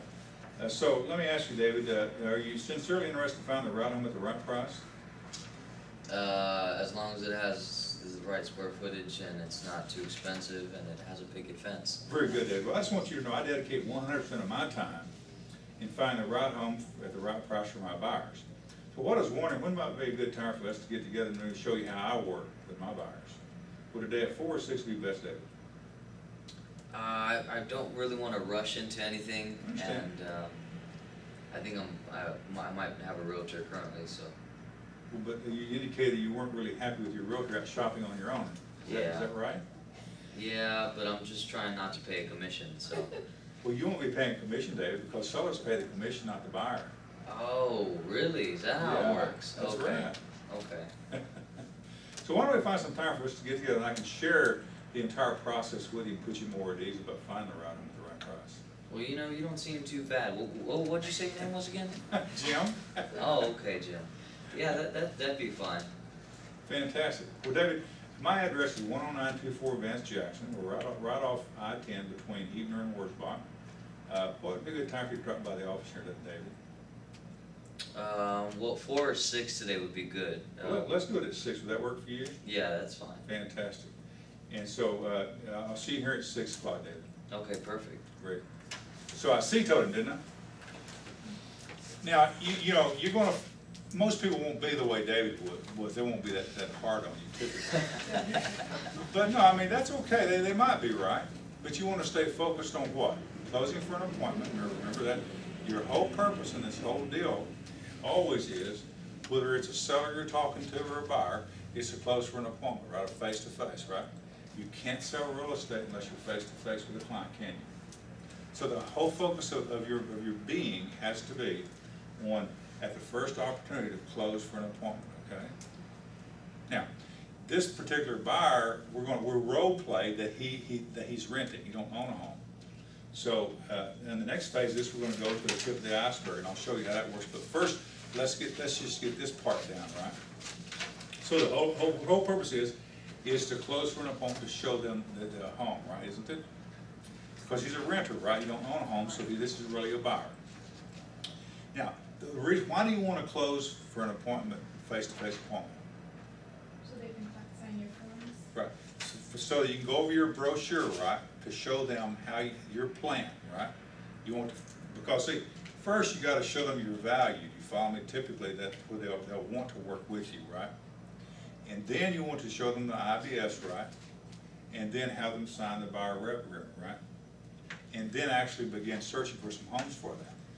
And then either that day or the next day, you want to get them in to see Wells Fargo, right, to get qualified, right? Makes sense? Let me ask you this. What is a realtor's role in the home buying process? You're not a loan officer, are you? Not to qualify financially, it's not your job, is it? Your job is to qualify the buyer's motivation to buy, right? Your job is to assess and determine their motivation. So the process we use here, you're going to see very quickly. By the time you go through this process, this buyer is really going to buy something with you, or they're making excuses to find some way to escape you. Do you follow me? Did you hear what I said? I would rather you lose them now than after you've got weeks invested with them. You follow me? Make sense? So by the time they go through our process, it's just enough to make them want to scream, and not quite enough, not quite too much. You follow me? By the time you're done there, you'll know they're going to buy a home with you. And then you make sure they're qualified with Wells Fargo either that day or the next day. You don't want to show them, you want to work with them for a long period, you follow me? Until you got them in to see a loan officer if they haven't already. Does that make sense? What happens if they are not qualified? And they, Then you put them with our credit repair Okay. company, you follow? Usually about the only reason if they're working, that a person can't buy a home, maybe a student loan or something, Okay. you know, something with their credit, that the credit repair folks here can deal with, you follow me? And so my thought is don't throw them away, give them to them. David will hand them back to you in 3 or 4 months, ready to buy, you follow me? So if you have the buyer rep, you find they want to buy, right? But they discovered through the loan process that their credit's like maybe below 600 and can't qualify, right? David, the repair, can get their credit actually repaired, get them up to 650 or so, where they can qualify, you follow? And he'll hand them directly back to you to sell them a house. Make sense? But our role is not to qualify their finances, right? Do you really think a buyer is going to tell you all about their bank account, a realtor? I think so. Still don't have pre-qualifying questions that you ask them? We do, and they're part of the brochure. Absolutely, you do. You do. Yes. okay, I'm really sorry, I just don't know anything. So you get them to sign these papers that they're gonna buy with you, Hmm? and The then. buyer. Remember one with the buyer rep a while ago? Right. Yep. And then how, like people with Wells Fargo, do you have a specific person with Wells Fargo? There's that- 3 loan officers. Okay. You'll meet them all. You'll meet them. And they will handle all the financial stuff? That's so correct. You don't have to do anything? No, not at all. Okay. Okay, sorry. No. You just, that's why they're here. That's why it's so easy. We're a one-stop shop. You just call Kim, Dismara, or Jeremy, and boom, they'll meet with, they'll Okay. come here, they'll meet with the buyer right here in the office, and they're in the office there, get them qualified or disqualified, whatever. So they will tell them if they're qualified or not? They will. They'll tell Okay. you too if they're Okay. qualified. Exactly. Yeah. And do they tell you a certain price range? Yeah. Okay. They will. Exactly. Yeah. Okay. They'll tell you what they can afford, and you remember you'll get a letter from them telling them that they're pre-qualified up to a certain amount, 280, whatever it is. Mhm. Okay. Thank you. And then, so you know what price range homes to look for, and so forth. And you'll use that pre-qualification letter to attach to your contract offers. When you write an offer for the buyer, you'll attach that to the contract so that the people, the listing agent will know your buyer is actually qualified. Okay? It makes your offer that much stronger, you know what I'm saying? You can negotiate more for the buyer. See, when a seller gets an offer from a buyer who has an actual approval, pre-approval on their loan, that carries more weight, doesn't it, than someone who's making an offer who hasn't pre-qualified yet, right? I mean, I really wouldn't want to even entertain offers if I'm selling my home as someone who you can't show me some pre-qualification, would you? So you can't even show someone a home unless they're qualified? No, you can. See, You're wasting your time. Right. well, you can't, see, well, you're not necessarily, no, you're not wasting, see, that's the attitude I don't want you to have. See, because, see, I want you to qualify the buyer's motivation to buy. That might mean that you'll go out today and show them a few homes, but I don't want you showing them the next day until they've talked to a loan officer, you follow me? You always give them what? I want to get, don't you get them on the hook. See, if that buyer has signed a buyer rep with you, and you've shown them a few homes, they're your client, they're bonded with you. Now, tomorrow when they meet with Wells Fargo, you may discover they can't qualify now.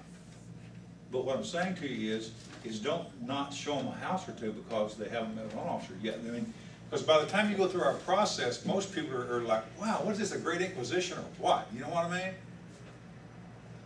You'll be asking a whole bunch of questions, you follow? And now, before I can show you the homes, you got to meet with the loan officer tomorrow. What? I came to see a house, and you telling me I got to do all this crap? Does that make sense? So you kind of got, and the pre-qualifying questions we ask them will give you a pretty darn good idea whether they can buy a house or not, right? We're going to ask them how much money you have for down payment, right? If they have none, and they can't qualify for VA, they can't buy a home, can they? Right? Right. So, I mean, you know, you're going to ask some cursory things, but you can't do, they're not going to share their bank account with you. You're a stranger, you know what? Give you their last 2 statements, you know what I mean, and their investments, but they will with Wells Fargo, right? My point is don't refuse to show them a home or two, you follow? Because they haven't pre-qualified yet, if you follow me. But don't work with them after the first day until they have until at least one of the loan officers have called them and talked to them on the phone, you follow me?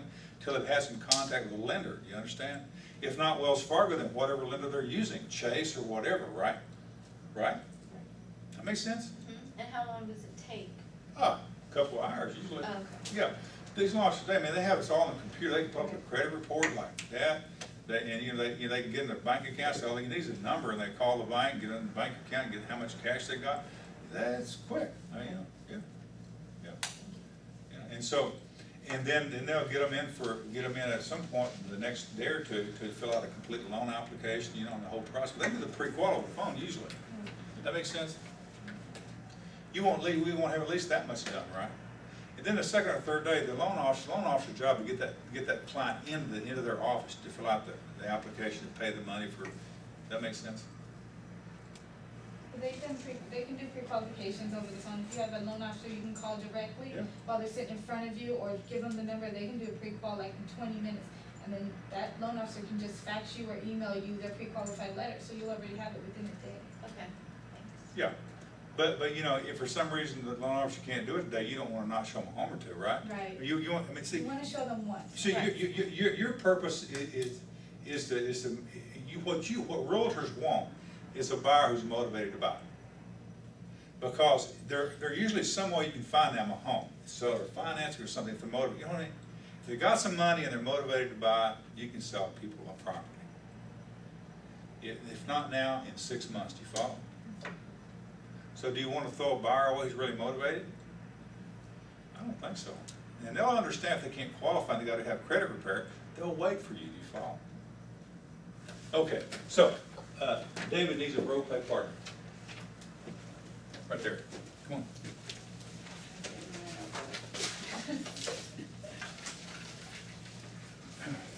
So David, you're going to be the realtor, right?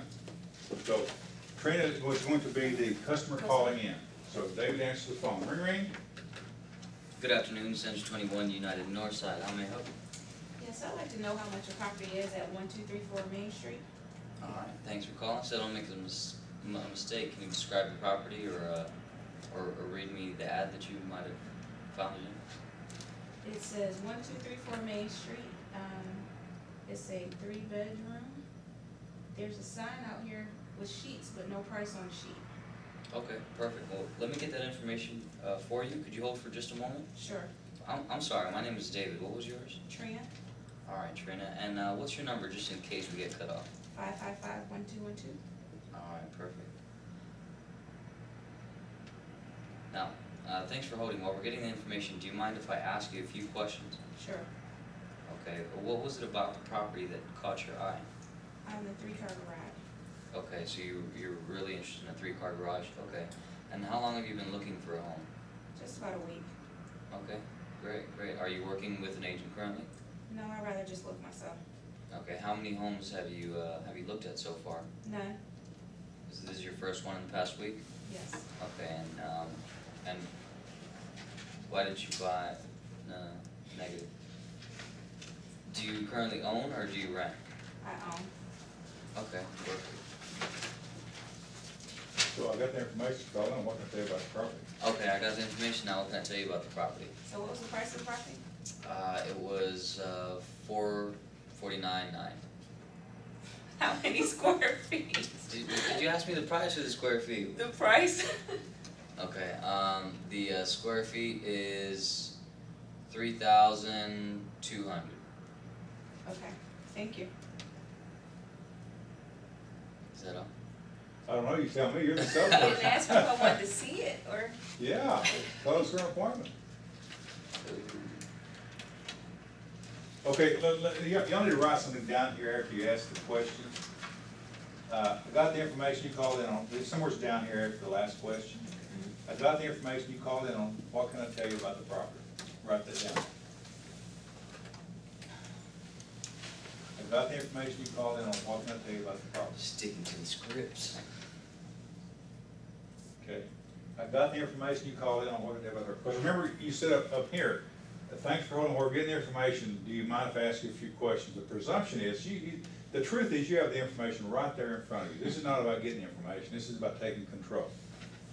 In other words, you're going to have the information in our duty book right there in front of your eyes. But the reason you're going through this process is to take control of that call. So, once you've asked the last question, the owner of your rent, say, well, you can say, well, great, I got the information you called in on, what can I tell you about the property? And she's gonna ask, well, how many bedrooms, how's this price, what's this, what's that? And after she's done that, you say, well, great, it looks like this home might work for you, huh, Trina? Yes. Fantastic. Why don't we find some time for me to show you the home with a day at 4 or 6 be best? How about tomorrow, What time tomorrow, Trina, would work for you? 5 o'clock? And look at my schedule, it looks like it'll work for me as well. Excellent. Fantastic, Trina. Then why don't you meet me at the office? My address is 10924 Vance Jackson, it's on the way to the property. And as a matter of fact, I'm gonna pull up a couple other projects for you to consider as well. Okay. Fair enough? Yes. But what I'm gonna tell you is this. When people call in to go see a property, if it works, doesn't work, doesn't matter. You never go out and show them that one house, you follow me? Never. 99% of the time, the house they're calling in on will never work for them, you follow me? I'm giving you some golden information. The house they're calling in on is not going to work for you, pretty much count on. Odds are like less than 5%. So you always pull up 4 or 5 or 6 other homes in the area that does meet their criteria. So you ask them all those questions, remember, so you know what you're looking for, right? So you pull up 4 or 5 others and schedule them. Scheduling is easy. All you do is dial what? 222, and give them the list of the names, the addresses, and they'll schedule them for you. It's that easy. So you don't have to go to a lot of work to do this. Do you follow me? So, and preferably you ask them to CTO into the office, right? And you can leave here in your car, right? With your gun in your door, right? Not their gun, right? I'm kidding. I'm not kidding, but I'm kidding. You know what I mean? I carry a gun, but you may or may not. That's up to you. So at any rate, so you preferably meet them here and you go from here. Why would you want to go from here? Because if you're not certain, you might want to make a copy of the driver's license, right, and leave it with the secretary, right? Maybe. Then again, you may want to meet them out there. But the whole point is don't go out there and show them that one home. You follow me? And every other realtor in town does that to you. If you call them, don't they? You go meet them and then they leave you, right? What's with that? What's with that? You guys who've been in the business a while, y'all know that's true, don't you? They'll go show you that one house and then you're, goodbye. What? Are you joking? How crazy is that? Is that dumb? Is it? Tell me. Yeah, you should go out there with a pocket full of listings to show them, right? That makes sense? When you agree to meet them, say at the property, and you have your pocket full of listings, 3 or 4, because they say your office is just too far and it's too inconvenient for them to go now, they only have like 30 minutes. You go to the house, yeah. Then you go meet them at the house and you give them, do you all give them the MLS sheets and then you No. reschedule? No. You just keep them to yourself and then you call them later to schedule? Now, you know as well as I do, there's several options on sheets that you have. You have the public copy and the agent copy. You never give them a public copy because you got the other realtor's name on there. Do you follow me? You give them what copy? Public copy. Yeah. Why would you want to call the other realtor? Right. You're the realtor, right? Because when you go there, you got to have them sign what? Buyer's rep. Yeah, I was. Well, no, you got to gonna sign the IBS, right? Now, the back of our IBS says what? You got to either be unresident or resident. Right. So, no, you want this person for a client, right? And now, let's face it. So you go out and show the house to Trina, and Trina's, it won't work for me. Well, no problem, Trina. I just want you to took the initiative to find 5 other homes that I think might work for you. Do you have the time to go take a quick look at those, Trina? Now let me ask, have I done something positive for Trina? Is Trina going to kind of like this guy that she's got here all of a sudden? He's not running, showing me and then leaving me in a lurch, right? He actually took the initiative to find some other homes that might work for me. And guess what? I'm likely going to get a buyer rep sign with her, aren't I? And I'm likely going to sell one of the other 5 homes, very possibly, right? As a minimum, she's saying, man, this realtor is actually working for me. So you could take someone and show them a home, and then they could sign that paper. That's how it usually happens, yeah. Okay, Yeah. I don't know, if they have to sign it before you.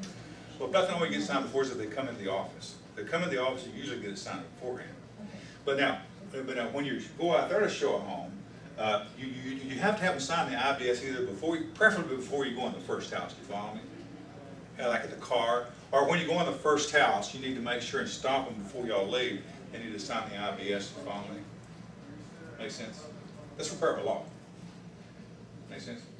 But what's uncommon is that this realtor has actually found 5 other homes for her to consider. And I'm not leaving her in the lurch there to, you know, this won't work. You know, I take some initiative, right? Do you want to work with somebody who takes the initiative for you or somebody who doesn't? You tell me. Sure, and we're human. So, that makes sense to y'all? Can y'all do that?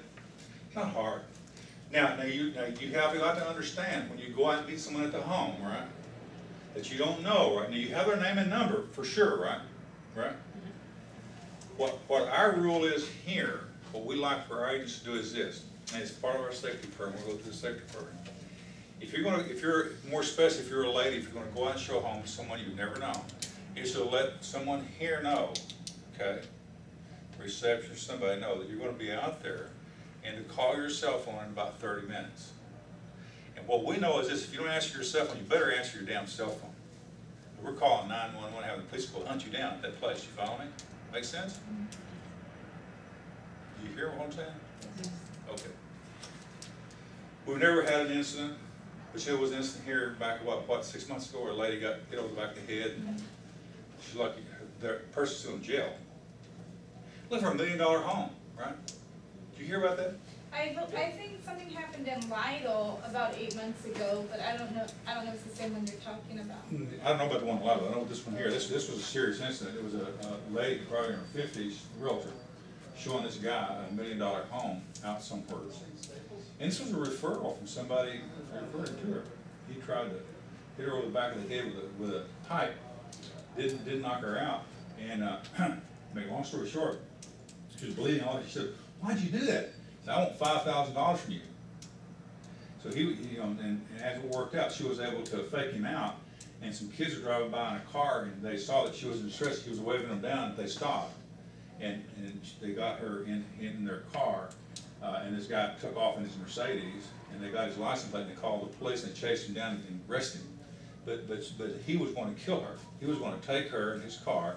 He had a knife. He had all the things he needed to kill her and bury her. He had a shovel.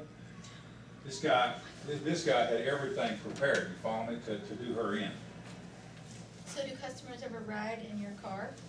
Always. Okay. Yeah. It's better that way, right? Yeah. Because they're not in control, you remain in control, and if they want to check out another house. Okay. Yeah. You see, the good thing about C-towing, you're going to see, but when you bring them in here and you go through this process, man, they're for real. You can pretty much count on them, because when you go meet someone you've never known, and realtors do it all the time. It's common practice, y'all all know, right? Isn't it? But you got to kind of like be on alert, right? Like, don't go in the house first, right? Open the door, let them in. You follow me? Leave the door open. Leave the door open, exactly. Let them, you stay behind them so you can exit, right? Having a can of mace spray or something like that's not a bad idea to have on your person, on your keychain, right? Make sense? I mean, we don't have that. I don't want to scare y'all. Don't You just misunderstand. gotta use common sense, though. Yeah. I mean, It rarely happens. That's the first incident I can remember. And I've been doing this for 22 years. It's been an awfully long time. So a lady in Dallas here a few years ago was murdered. I know. And she was a new home salesperson in a new home. Remember that one? She was murdered. And so, you know, I mean, there are crazy people out there, aren't they? I mean, you could going into Walmart. Remember? Yeah, you could be anywhere. So I mean, you know, there's crazy people, but the likelihood of you getting a cost in the real estate is so remote. But if you'll just do a few things, you know what I mean? It reduces that to like nothing. You know what I'm saying? But I know you're going to go out there, because I did, and we all do, meet people you don't know, but be on alert. But go out there not to show them just that one home, right? Not the listing that you have or the listing that we have, but go out there ready to show them some other homes. You follow? Makes sense? Y'all okay with that? Yes. Okay, let's reverse roles. Trina, now you're the realtor, right? And David's the client. So ring, ring. good afternoon, Century 21 Northside. How may I help you? I was calling about a property on the Bandera Road. Thanks for calling. So I don't make a mistake, can you describe the property or read me the ad? Yeah, it's off of Bandera Road, and it's 3622 acre. I'd be happy to get that information. Can you hold for a moment, please? Sure. I'm sorry, I didn't get your name. My name is Trina. What's yours? My name's David. David, what's your number just in case we get cut off? 210-362-2020. Hey, give me a minute. While we're getting that information, do you mind if I ask you a few questions? Sure. What is it about the property that caught your eye? I like the fact that it's close to the high school there in Marshall, and I'm living with my brother, so he can go to that high school. Excellent. So that location is important? Yeah, yes, ma'am. How long have you been looking for a home? About 2.5 weeks now. And are you working with an agent? No, I'm not. Is there a reason you aren't working with an agent? This is the first real estate company that I've called. Okay. I have that information you wanted. What can I tell you about the property? I wanted to know what was the asking price on that one. It is currently $199. What other information would you like? How about how many bedrooms does it have? It has 4 bedrooms. Oh, okay, that's perfect. All right, great. And David, do you currently own or rent? I'm currently renting. Close for boy. Okay. Sounds like this don't work for you.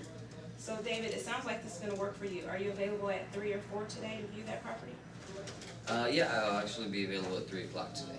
Are you available to come into the office and we can ride over together, or would you like to meet there? We can meet there. I'm kind of short on time. Excellent. David, let me get your number just to make sure we don't miss one another. You already got it. I'm just, You already got it. Already. I know. All right, I'll see you over there. Okay, good, good. Now, one of the things y'all gotta remember is you gotta be thinking while you're talking, while you're asking it, you know what I mean? You gotta actually be engaged mentally. When these calls come in, you know, and you're going through this stuff, you gotta be, now, all of this is in the duty room, and big, have you ever been in the duty room? We'll go back when we're done. These big frames here, the same dialogue is in there, so you don't forget it. But you gotta be alert, okay? Y'all did fine. You want to close for the appointment, right? Okay, we need two more of you guys. I think we should practice this more because You we need to practice don't do enough. I think we don't practice enough without the script because when you're reading, you're not thinking. I think. Well, So- I'm thinking about That's what why I you see I'm read picking my next. pen up to write, because if I'm writing. Yeah, you're thinking about what you have to read next. You're not really And thinking I'm not about. listening to their answers. You You So, gotta listen to the answer. yeah, when they call in, how are you looking up this information? Oh, we have a book of all the listings, like Oh. 150 listings right there.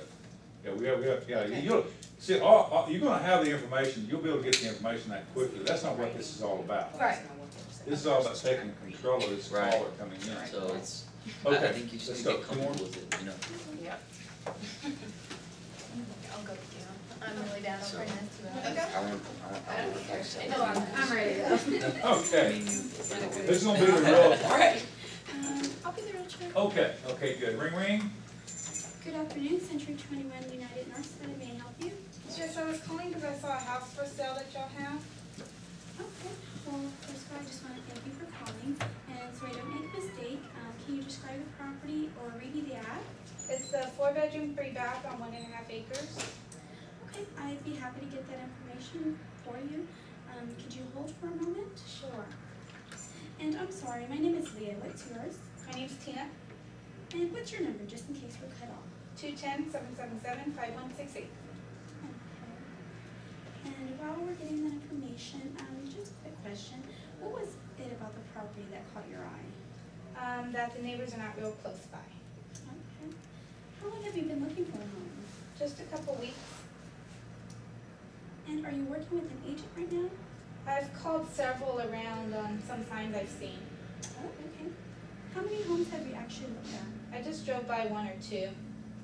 Okay. And was there any reason why you didn't buy one of those? I was just trying to see if I liked them first before I spent my time looking at them. Okay. Now, I got the information you're calling about. What can I tell you about the property? How much is it? Right now, it's currently listed at $479. It's a little high for my budget. Okay. What price range were you looking for? Maybe 200s? In the 200s? Now, do you currently own or do you rent? I own a house now. And you would be needing to sell that property in order to get money to buy your new property? Yes. left to meet with you. Would you be able to meet today in the office at 5 or tomorrow at 2? I don't know where's your office located? It's 123 Vance Jackson. That's a little out of my way. Can we just meet here at this house? We certainly can. Would today or tomorrow be better for you? Today's good. What's your address? Get the address. Oh, what's the address? Oh, I'm giving her the address? Yeah, you go to her house, right? Well, the home I called on. She's calling on the phone. Oh, I thought you were gonna meet at your house. You need to sell, right? Well, to meet at, oh yeah, my phone. Well, I may have misunderstood. Oh, you picked up the cell before I knew I was selling. Oh yeah, Yeah, okay, my address, What is the address of your current property? it's 123 Sleepy Hollow. Okay, well, wonderful. I'm gonna have some important information and market analysis for your property when we meet today, correct? Yes, but I'd rather want to see this home first before I think about putting my house on the market. No I problem. just want to see what this one's about. So today at 5? Yes, today's fine. Okay, wonderful. Then we'll meet you there. Thank you. Good job, Leah. You did good. Really good, yes. But we haven't even got to the buyer conversion technique or tip of the iceberg. You did great. Yeah, that's good. I mean, that's what you want to do. Okay. And that's your turn. Okay. Ring, ring. Good afternoon, Century 21 Northside. How can I help you? Yes, I'm interested on property of someone Vance Jackson. Okay, thanks for calling, but so I don't make a mistake, describe the property or read me the ad. Well, it doesn't say too much, only that it's a 3-bedroom, 2-bath house, and not too much information. Okay, I'll be happy to get that information. Can you hold for a moment or two? Sure. I'm sorry, my name is Tina. What is your name? Leah? Leah, may I have your phone number? Sure. 1, 2, 3, 4, 5, 6, 7. Okay, great. Can you hold for a minute or two? Sure. Thanks for holding. While I'm getting the information though, can I ask you a couple questions? Sure. Okay, what was it about the property that caught your eye? I really like the area. I really want to keep my kids in this district, and looks really nice from the outside. How long have you been looking for a home? I've been looking on and off for about a year. Are you working with an agent now? Actually, I am at the moment. Have you signed any forms with that agent? I have signed a form with them. Are you happy with the job they're doing for you? Well, like I said, I've been looking for a year, and I haven't been able to find anything, so I'm not really happy with what I've been shown. So that's why I'm looking on my own. So your agent's not accompanying you when you were looking at properties? At this time, no. How many homes have you looked at? I would say close to 20. Wow, and you didn't buy any of them. Why is that? There's nothing that matches, my agent's not finding anything that matches my criteria. Okay, well, let me go ahead and help you with that. I can pull up some comparables in that area. Is today good for you? Today would be good. Okay, so let me go ahead and bring some properties with me, and you can see what you like, and then we can go from there. Okay. All right, so what time would you like to meet? 5 is fine. 5 is fine, and I'll meet you then. Okay. Good. Thank you. Now, Tina, when you get there, you're going to have a quote with you. A termination, right? And the IBS, the termination, and the buyer's rep. That's exactly right. So before you go too far with Leah, you're going to want her to sign the termination of buyer rep agreement, right? Right, or I'll be a sub-agent. And sign one with you with IBS. Good girl. That's exactly right. I have a question, because the example they gave made me think about something. How do you know, she's been looking for a year, and I know people that just look and they never Look and buy, use. and they don't have intentions of buying. What signals do you look for so you cannot waste your time? I know initially you gotta give them a chance, but when do you know what, I need to just cut it off? Well, see, with our brochures, when you go through your brochure, you'll want to go through your brochure with her at some point while you're out there with her. Maybe take her to, maybe go over to McDonald's, sit down and have a drink, right? Coffee at Jim's, you know what I mean? And because you need time to go over these forms with her, right? Like when you're showing the home, I mean, it's kind of like prudish, isn't it? To stop, sign this, sign that, right? You show them the homes, right? The home, right? You say, Lil, why don't we drop that over here, Whataburger, and have a drink? I've got some things I'd like to cover with you. I think you'll find very helpful for you, right? Right? You have your brochures with you, and you have your buyer, you have all your stuff with you, right? And then you're going to take your buyer brochure out. You're going to give her a copy, and you're going to show her how you like to work, right? Find a buyer brochure. Here's Monica.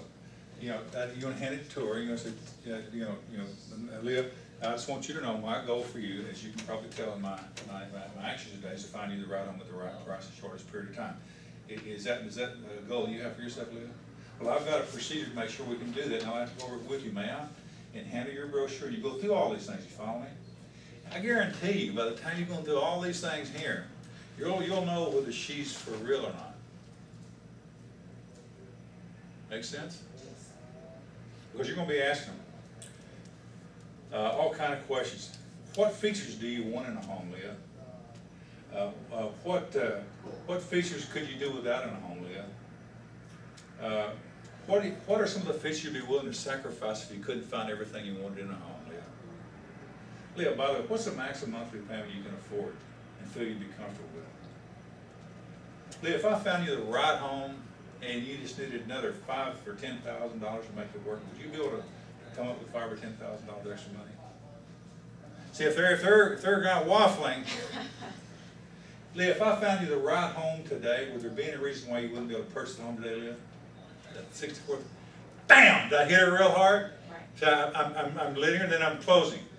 If I found you the right home today, Leah, would there be any reason why you wouldn't go buy that home today? If they're not giving you affirmative responses, you might want to back away from her. Do you follow me? Mm-hmm. Makes sense? That's why this brochure is so good. You find this is to lead you right down the path, and boom. Because isn't that fair? Isn't it fair if you're going to take your time, go out there with this person, spend your time and money and gas and all that? Isn't it fair to ask them if you found the right home today, would they buy it today? Is it fair? Yeah, it's fair. Yeah. If you have a person who wants to move and they put their house on the market, how soon do you take them to actually look for new houses? Because they have to sell their house first. Well, first you want to have them pre-qualified. Have them qualified to make sure they can buy another home. Okay. I have actually had this happen to me, where I have taken someone like that without pre-qualifying them, find them the right home, put in a contingent offer, got the offer, just to find that they couldn't qualify for a new home because their credit was bad. It's just because the person owns a home doesn't mean they buy another one. Okay. So, one of the first things you want to put their home on the market for sure, Okay. but then within the first few days, get them qualified for a loan. Follow me before you show them anything. Okay. Make sure they can. And of course, by the time when you put their home on the market, you'll know how much equity they have in their home, right? Let's say that their payoff's $250, put on the market for $290. Well, you know they got $40,000 equity, right? Enough for a down payment, right? The only question now, can they qualify for a mortgage? You don't know that. Only who knows that? The lender, right? The mortgage company, Wells Fargo. So you get them qualified, then you know for sure that they can buy. Now you have what I call a twofer, right? Commission on their home and commission on the home they're going to buy, right? That's a good deal, right? Can be up to 10, 15 grand. You follow me, in your pocket for that one client. Make sense? You're selling their home, 4,000 or 5,000. They're usually buying a higher, more expensive home. You follow me? So you could be talking $10,000, $12,000, $15,000 for you in your pocket if you make it all its word right. You follow? Make sense? Yeah, that happens all the time. Yeah. Now, if they don't qualify for whatever reason, they have horrible credit, would that be more than likely they Then you wouldn't sell? terminate the listing and they stay in their house. They stay in their house. You don't get anything. Go to an apartment. I'll tell you, I've come close to that happening to me. It scared the hell out of me. You know what I mean? Back years ago, I learned by trial and error, right? And oh my God, I'm glad I didn't sell these people's home. You know what I mean? I moved down the street. So. Let's say they do qualify and their house is on the market, but there haven't been any offers for it. When do you take them to look for their new home? Well, one of the things you do is you want to make sure in pricing, we have a segment here on pricing homes we'll get to in the next couple of weeks. But what you want to make sure is you have the home priced in the market. You follow me? When you do your CMAs, you will know, the CMA will tell you if the home is priced between this price and this price, it's going to take 60 to 120 days to sell. So you pretty much can count on it selling during that time. Follow me? Okay. Now, if for some reason, for whatever reason, you're not getting the activity you need, you always have to lower the price. Do you follow me? The only reason a home doesn't sell, I don't give a crap whether it's a piece of crap or whether it's a palace, is the price. The price is what drives everything. You follow me? I've listed $10 million homes. I've listed $10,000 homes. You know what I mean? it doesn't matter. The price is always the factor that causes a home to sell or not sell, you follow? Because, you know, that's just the way it is. So you get the home on the market, usually within the first couple of weeks after it goes on the market, Kristen, you're going to have a very good idea how quickly that home's gonna sell. Because you'll be getting lots of activity, you follow? If you're not getting any showings, what's the problem with the house? Overpriced. You're getting lots of showings, no offers, what's the problem with the house? Overpriced. It's still overpriced. No. It's overpriced. If you're getting lots of activity and no offers, it's overpriced. People are showing that house and gonna buy another, you follow me? I'm telling you, it's always a price, huh? I said one that's bigger or. Well, it's always a better. price, Carrie, you know, it's, if you're not getting any showings, it's priced too high. If you're getting too many showings, it's priced too high. You need to go back to your CMA and do some more work, you follow me? The others want them to say no to. Hmm?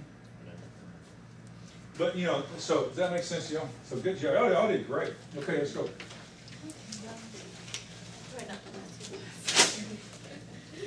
Isn't there a lot to learn? Yes. Can you imagine not having?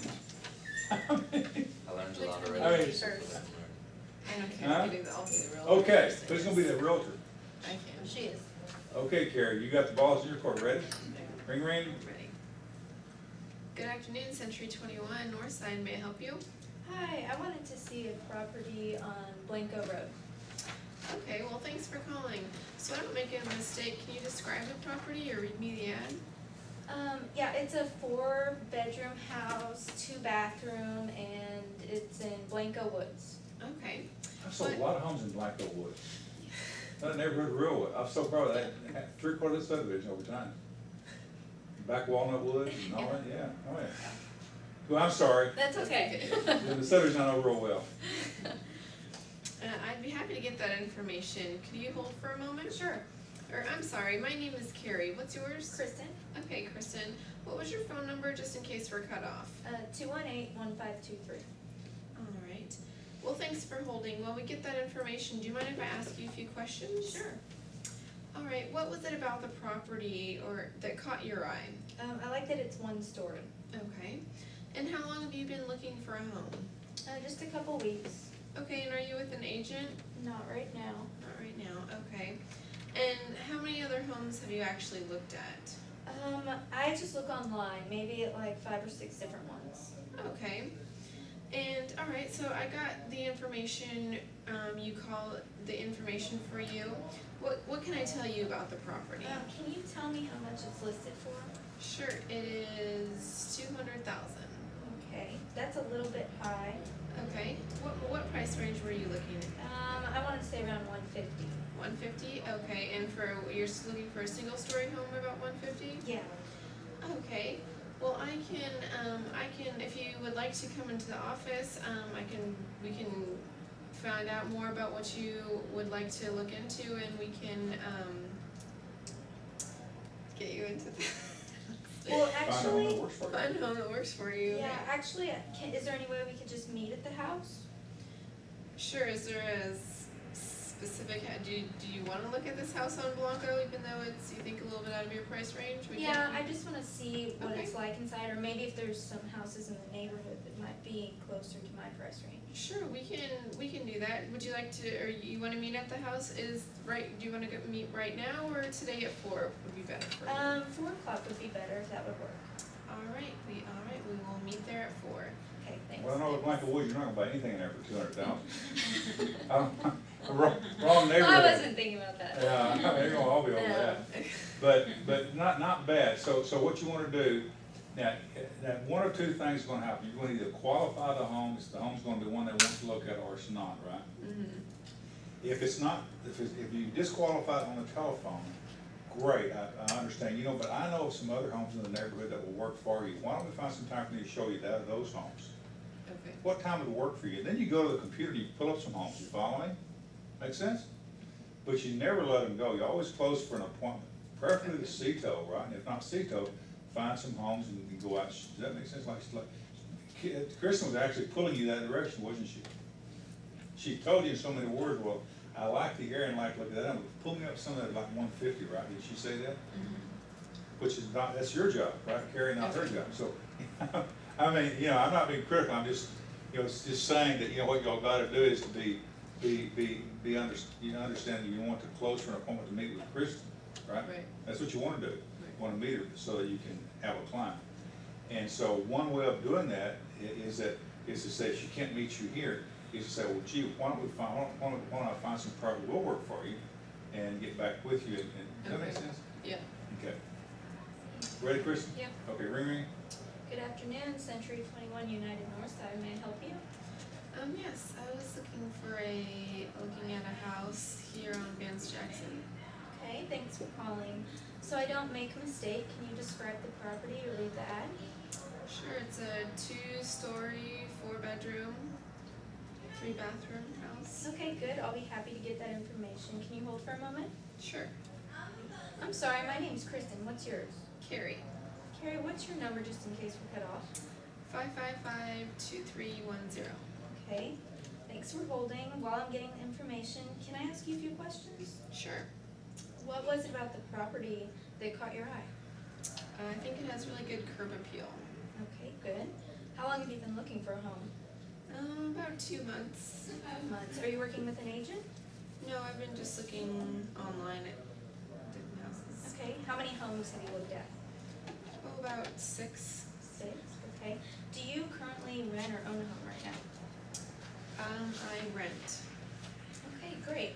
All right, well, I have all the information. Are there any other questions that you have about the property? Yes, what was the listing price? The listing price is $175. Would this be something that you'd like to take a look at today? Yes, I think so. And what was the square footage?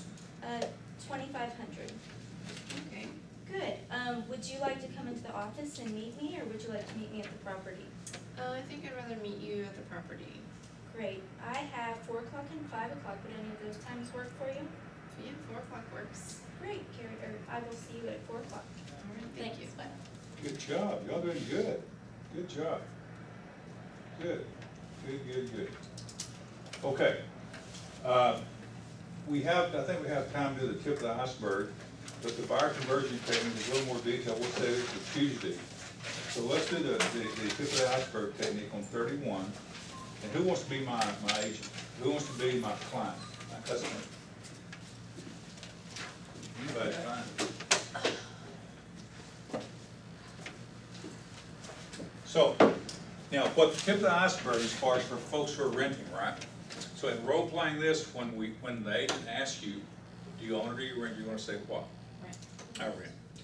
And what it does is if the home they're calling in on is one that works for them, you won't need the tip of the iceberg technique. But in a lot of cases when you call in, but when you share the information with the caller, and this would happen, and could happen in person too, couldn't it? Right? If the home won't work for them, then you need to have an alternate technique to close on them, to show them another home, right? That's what the tip of the iceberg technique does, okay? So we're going to go back from the top and role play from the top. So this is if you find out that this person is actually renting, but they want to buy a home. that's exactly right, Okay. when they call in, yeah. Now, the presumption you have to work on, Kristen, the reason is that they want to buy a home, otherwise they wouldn't be calling here. Okay. If people don't call real estate companies, just, I mean, people call like you know, places because they want something, right? And they chose to call a real estate company, not HUB, right? But what if they're like in a rental agreement and they're not out of it for like 6 or 9 months? That's fine. That's Okay. fine. Then they can cancel their lease, or you can schedule a closing for 6 Okay. months. Okay. All kind of stuff, yeah. Okay. So it's made to bring the phone. Bling. Good afternoon, Century 21 United, may I help you? Yes, I wanted some information on the property, 9231 Windtalker. Oh, thanks for calling, so I don't make a mistake. Would you mind describing that property to me? It is a 4-bedroom, 2.5-bath home, but there's no list price on the sign. Oh, great, I'll be happy to get the information for you. Could you help with this a moment? Sure. Well, I'm sorry, my name's Jim. What's yours? Trina, Hey, Trina, what's your number there, just in case we lose each other? 555-1212. Thanks, Trina. Hey, Trina, thanks for holding. Hold on, we're getting the information. Do you mind if I ask you just a couple of questions? Sure. What was it about the property that caught your eye? I like the stone and stucco. Oh, I see. Okay, great. That's a beautiful combination, isn't it? Yes. How long have you been looking for a home, Trina? About 6 months. Wow. Let me ask you, are you working with an agent? Yes. Really, and let me ask you, have you signed a buyer representation with that agent? Yes. Let me ask you, Trina, are you happy with the agent? No. Well, I can understand why you've been looking for 6 months, wow. Well, Trina, so how many homes have you actually looked at in the last 6 month period? About 20. Wow, so why did you buy one of those, Trina? They were overpriced for what they had. Oh, we want to make sure not to make that happen, make sure not to show you any overpriced properties, don't we? Yes. Trina, do you currently own or you rent? Rent. Trina, I got the information you called in on, what can I tell you about the property? What is the price of the property? It's $390, will that work for you? That's a little bit out of my budget. Oh, I understand. So Trina, let me ask you, so you've been looking for a home buy, looking on the internet, and I guess maybe some magazines, is that how you've been looking? Yes, Or as well as price this determined- agent that's not good.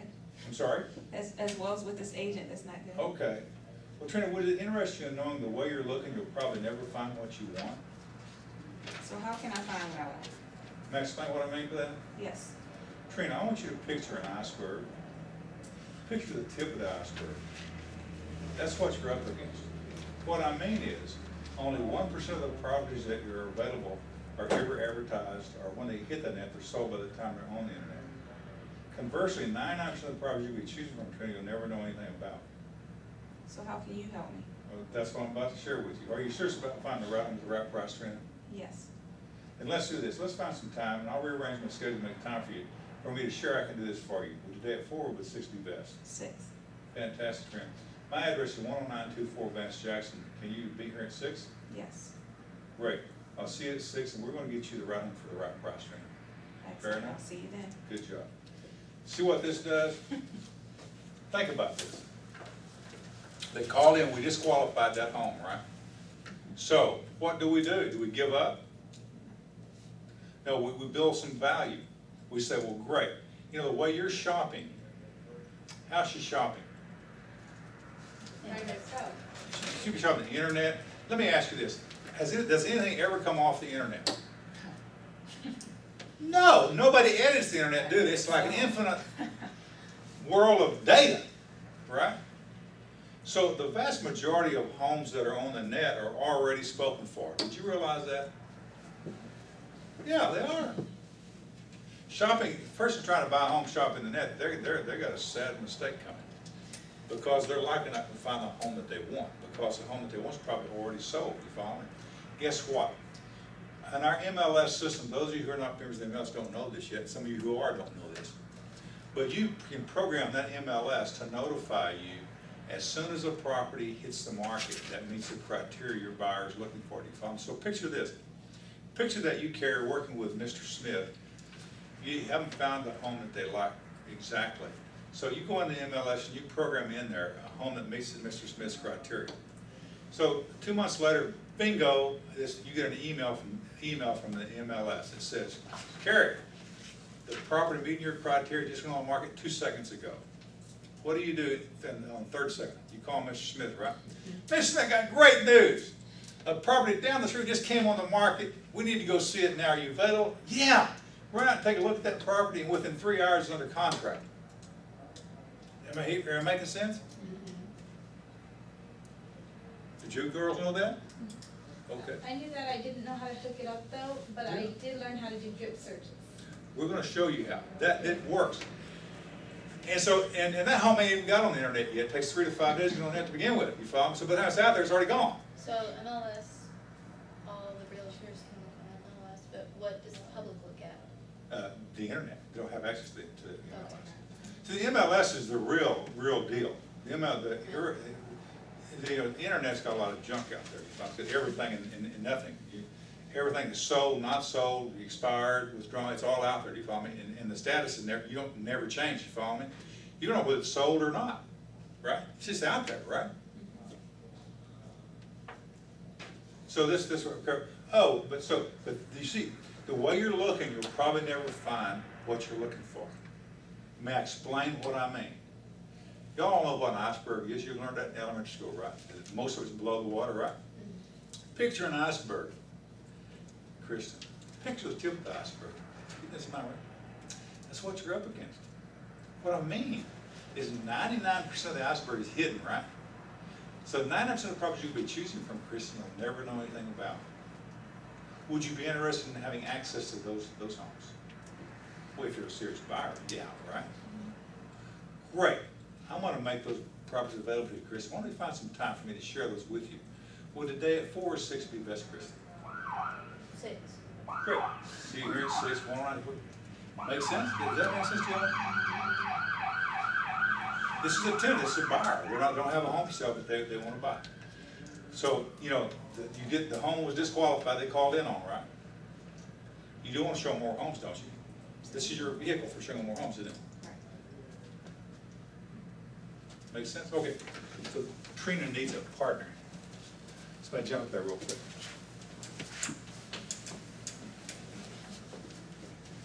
Be the realtor, Tristan? Trina? Yes. Okay. Are you ready? Good afternoon, Century 21 United-Northside. May I help you? Yes, I was looking at a home, the home for sale. Thanks for calling. So I don't make a mistake, can you give me the address or describe the property? Sure, it's on Vance Jackson. It's a one-story house with red brick on the outside. Do you by chance know the address? Are you in front of the property? I know. I just drove by it. Okay. Give me 1 minute. Can you hold? Sure. And I'm sorry, what's your name? My name is Carrie. My name is Trina. Hold 1 second. Okay. Just in case we get cut off, Carrie, what's your number? It's 555-5555. Okay. Thanks for holding. While I'm getting that information, do you mind if I ask you a few questions, Carrie? Sure. What is it about that property that caught your eye? I like the color of the brick on the outside. How long have you been looking for a home? I just started, like a week. Excellent. Are you working with an agent? Not currently. Okay. And have you actually looked at any homes in that week? No, just the outside. It's not the actual inside. Do you currently own or rent? I rent. Excellent. I have the information you wanted. What can I tell you about that property? How many bedrooms and how much it is? It has 3 bedrooms and it is listed for $149. Disqualified right away. Disqualified right away. This one? Yeah, we want to make sure you disqualify so you go to 2,000. Okay. Oh, no, I want a 5-bedroom house. Okay, do you like the area around Vance Jackson? I do, yes. Excellent. And have you been looking online or in any magazines for homes? Yeah, I've been looking online quite a bit. Well, Carrie, picture an iceberg. No. No. The way you're looking. Oh, for I'm it. sorry. The way you're looking, you'll probably never find what you want. Can I explain what I mean? Sure. Picture an iceberg. Picture the tip of it. That's what you're up against. What I mean is only 1% of the properties that are available are advertised. So that means 99% of the properties you could be choosing from, you'll never know about. Wow. Are you serious about finding the right home at the right price? Yes. Then let's do this. Let me make time for you. Are you available today at 4 or 6 so I can give you more information about this? 4 p.m. is work. That's good. And can you come into the office at 4? Sure. Excellent. We're at 10624 Vance Jackson. And I'll see you today at 4. All right, thank you. Thank you. Okay. Let me do this. After conversing 9% of the properties you can choose and everything about, right in, would you like to have access? Would you like access to the other 99%?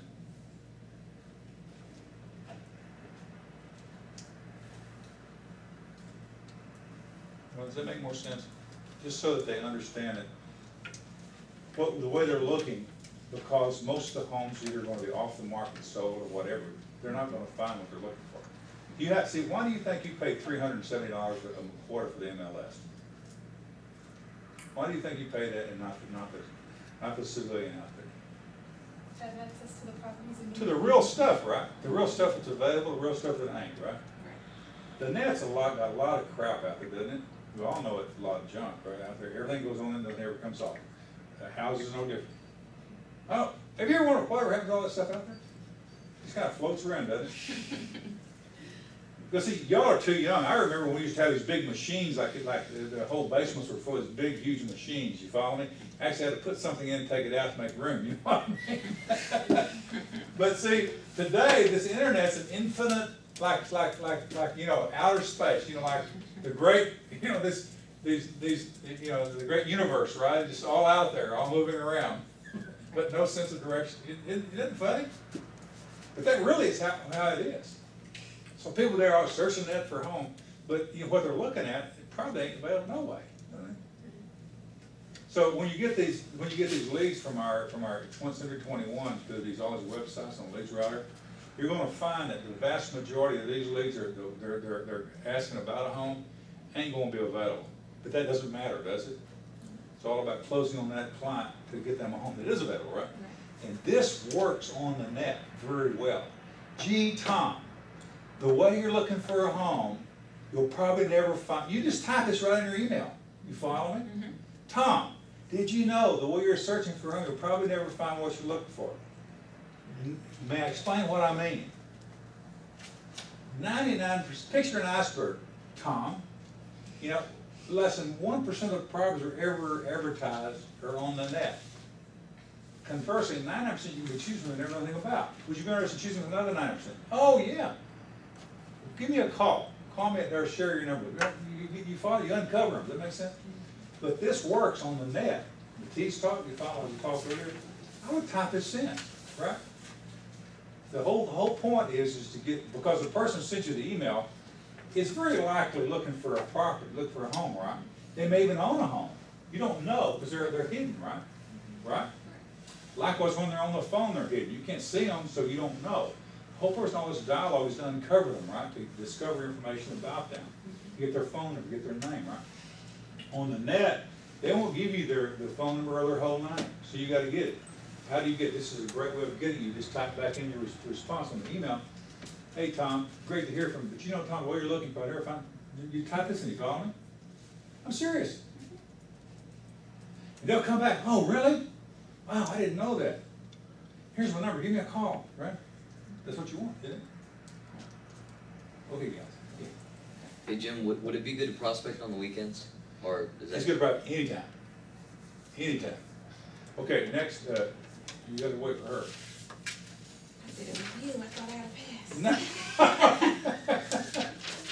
Okay, Okay, Carrie. you're an agent now, Carrie? Yes. Okay. Ring. Good afternoon, Century 21, United-Northside, may I help you? Yes, I want to get some information on a property on 123 Sleepy Hollow. Okay, well, thanks for calling. So I don't make a mistake, can you just describe the property? Yes, it is a red brick, 4-bedroom, 2-bath, but there's no price on the flyer. Okay, well, I can get that information for you. Could you hold for a moment? Sure. Okay, I'm sorry, my name is Carrie. What was yours? Trina. Trina, okay. And what was your number, just in case we get cut off? 123-4567. Okay. Well, thanks for holding. While we're getting the information, do you mind if I ask you a few questions? Sure. Okay, what was it about the property that caught your eye? The size of the yard? Okay. And how long have you been looking for a home? About a month. All right, and are you currently working with an agent? No. And in that month, how many homes have you actually looked at? 3. Okay, and why didn't you buy one of those homes? They were too small. Okay. And do you currently own or rent? Rent. Okay, well, I have the information you called in. What can I tell you about the property? The price? The price and the square footage? Okay, the price is $499 and the square foot is 3,500. That's out of my budget. Alright, so how have you been looking for a home? Mostly online and just driving by. Okay, and the way you're looking, you'll probably never find what you want. May I explain what I mean? Sure. Alright, if you picture an iceberg, picture the tip of the iceberg. That's what you're up against. What I mean is only 1% of the properties that are available are advertised. Conversely, 99% of the properties you would be choosing from, you'll never know about. Would you like to access the other 99%? Absolutely. Alright, are you serious about finding the right home at the right price? Yes. Alright, then let's do this. Let me arrange my schedule and make time for you. Would today at 4 p.m. or 6 be best? 6. Alright, well, great. And did you want to come by the office? Where are you located? We're at 1092 at 4 Vance Jackson. Sure. Alright, well, great, I'll see you at 6 p.m. today. Boy, did she nail See it you or then. what? Carrie nailed it, didn't she? Perfect. Very good. I mean, wow, you nailed that, girl. Her voice is even good, isn't it? Uh-huh. Yeah, you nailed it, you got that. Inflection Okay, at the right a few time. more, let's go. Wow, Good job. good job. Both of you ladies, good job. You need to work on it a little more, right? So kind of work on it a little bit this weekend, okay? What do you want to do? Now, this weekend also work on the next one, the buyer conversion technique, and work on the expanded buyer conversion technique, 32, 33, and 34. See, 33 and 34 is the expanded version of the buyer conversion technique, okay? 32 is the condensed version. So we Wait, need- can you repeat all that? Sure. Yeah, 31, 32, and 34. 32, 33, and 34. Buyer conversion technique, okay? No, I'm sorry. 32 and, what am I saying here? 31, 32. 30 through 34. There you go. My book's missing a page. That's probably the book I had. You have, well, what do you have on, Well, one book was missing several. let me page here. Okay. Okay, turn. Okay. You're missing a page too. Well, there's an order though, 33, 34. Unless they're numbered Yeah, you wrong. don't want, It says unless they're numbered wrong. I'll get you on another page. Okay, y'all just start practicing, okay? Okay. Go ahead, do it. Good afternoon, Century 21 United-Northside, may I help you? I was calling about a property on Martin Street. Good, thanks for calling. So I don't make a mistake, can you describe the property or read me the ad? It was, it looked like it needed a lot of work, and I was looking for it as an investment property. Okay, I'll be happy to get that information. Can you hold for a minute? Yeah, sure. Okay, I'm sorry, my name's Kristen, what's yours? My name's David. What's your number, just in case we're cut off? 362-4558. Okay, thanks for holding.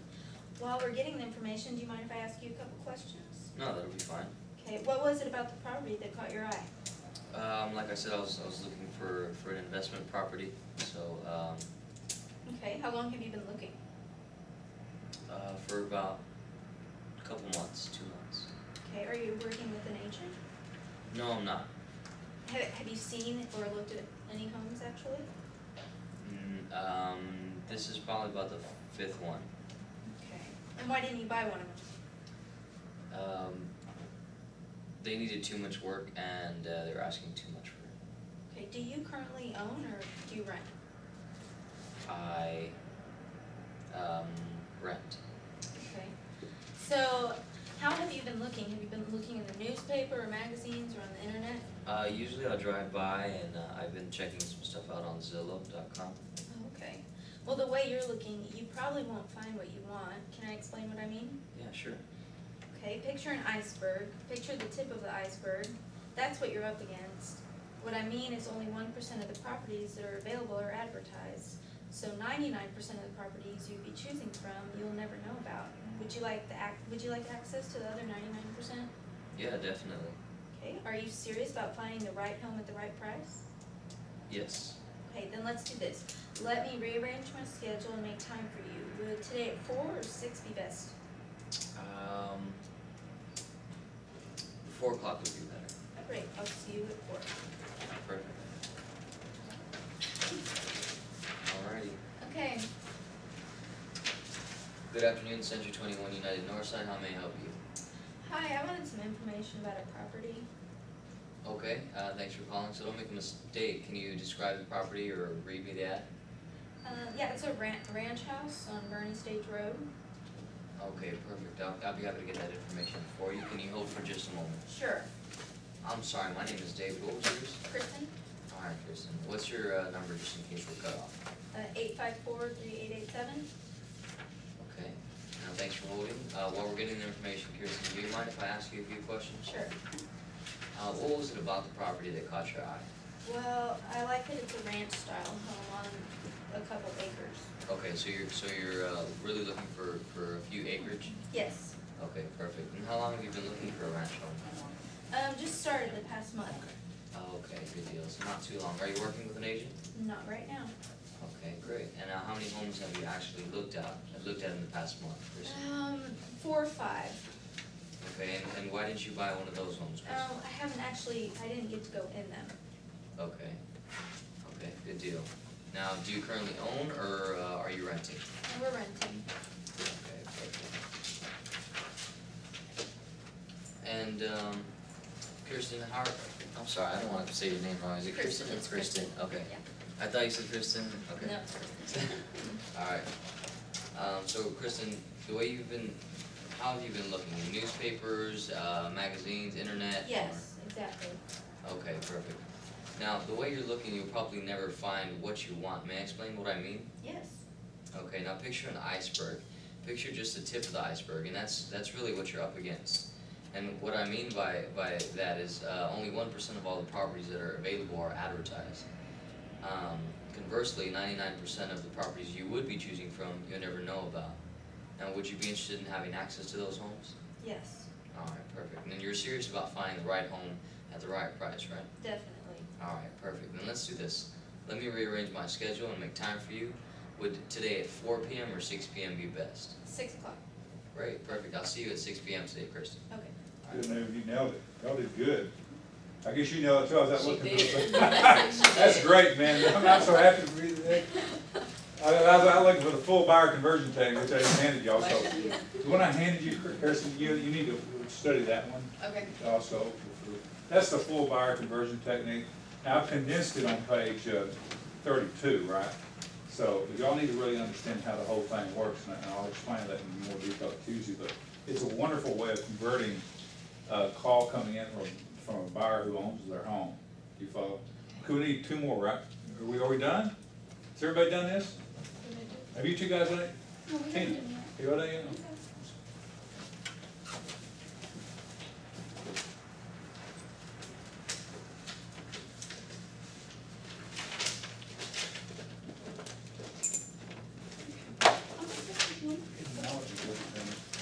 Good afternoon, Century 21 North, United-Northside, may I help you? Yes, I was calling, for a property that I saw in the market. Okay, well, thanks for calling, and so I don't make a mistake, can you describe the property or read me the ad? It's a little 3-bedroom, 1 bath on 2 acres. I don't know what street it's on though. Okay, no problem, I'll be happy to get that information. Could you hold for me for just a moment? Sure. Okay, and I'm sorry, my name is Leah, what's yours? My name's Tina. And what is your number, just in case that were cut off? 210-777-5168. Perfect, thank you for holding, and while we're getting the information, do you mind if I ask a few questions? Sure. Okay, and what is it about the property that caught your eye? That is a fixer-upper I'm looking to invest. Oh, okay, interesting. How long have you been looking for a home? Oh, I just started. And are you working with an agent right now? I've called around a couple of agents, but nobody wants to come out to open the homes for me. Oh, that's too bad. I'm sorry to hear that. How many homes have you actually looked at? About 3. Okay. And was there any reason why you didn't buy any of those? I wasn't able to get on the inside to look at them. I see. Do you currently own or do you rent? I'm renting. Got the information called in on. I do have the information that you called in on. What information would you like about the property? Do you know the taxes on the property? The taxes on the property are going to be $4,500. Well, that's kind of steep for 2 acres. Do you have anything cheaper? I definitely do, and I can get some information for you tonight. And so you've been looking in the newspaper and in magazines for properties? I've just been driving around and looking. I see. Well, just to let you know, the way that you're looking, you're probably never find what you want. May I explain what I mean? Sure. Okay. Well, picture an ice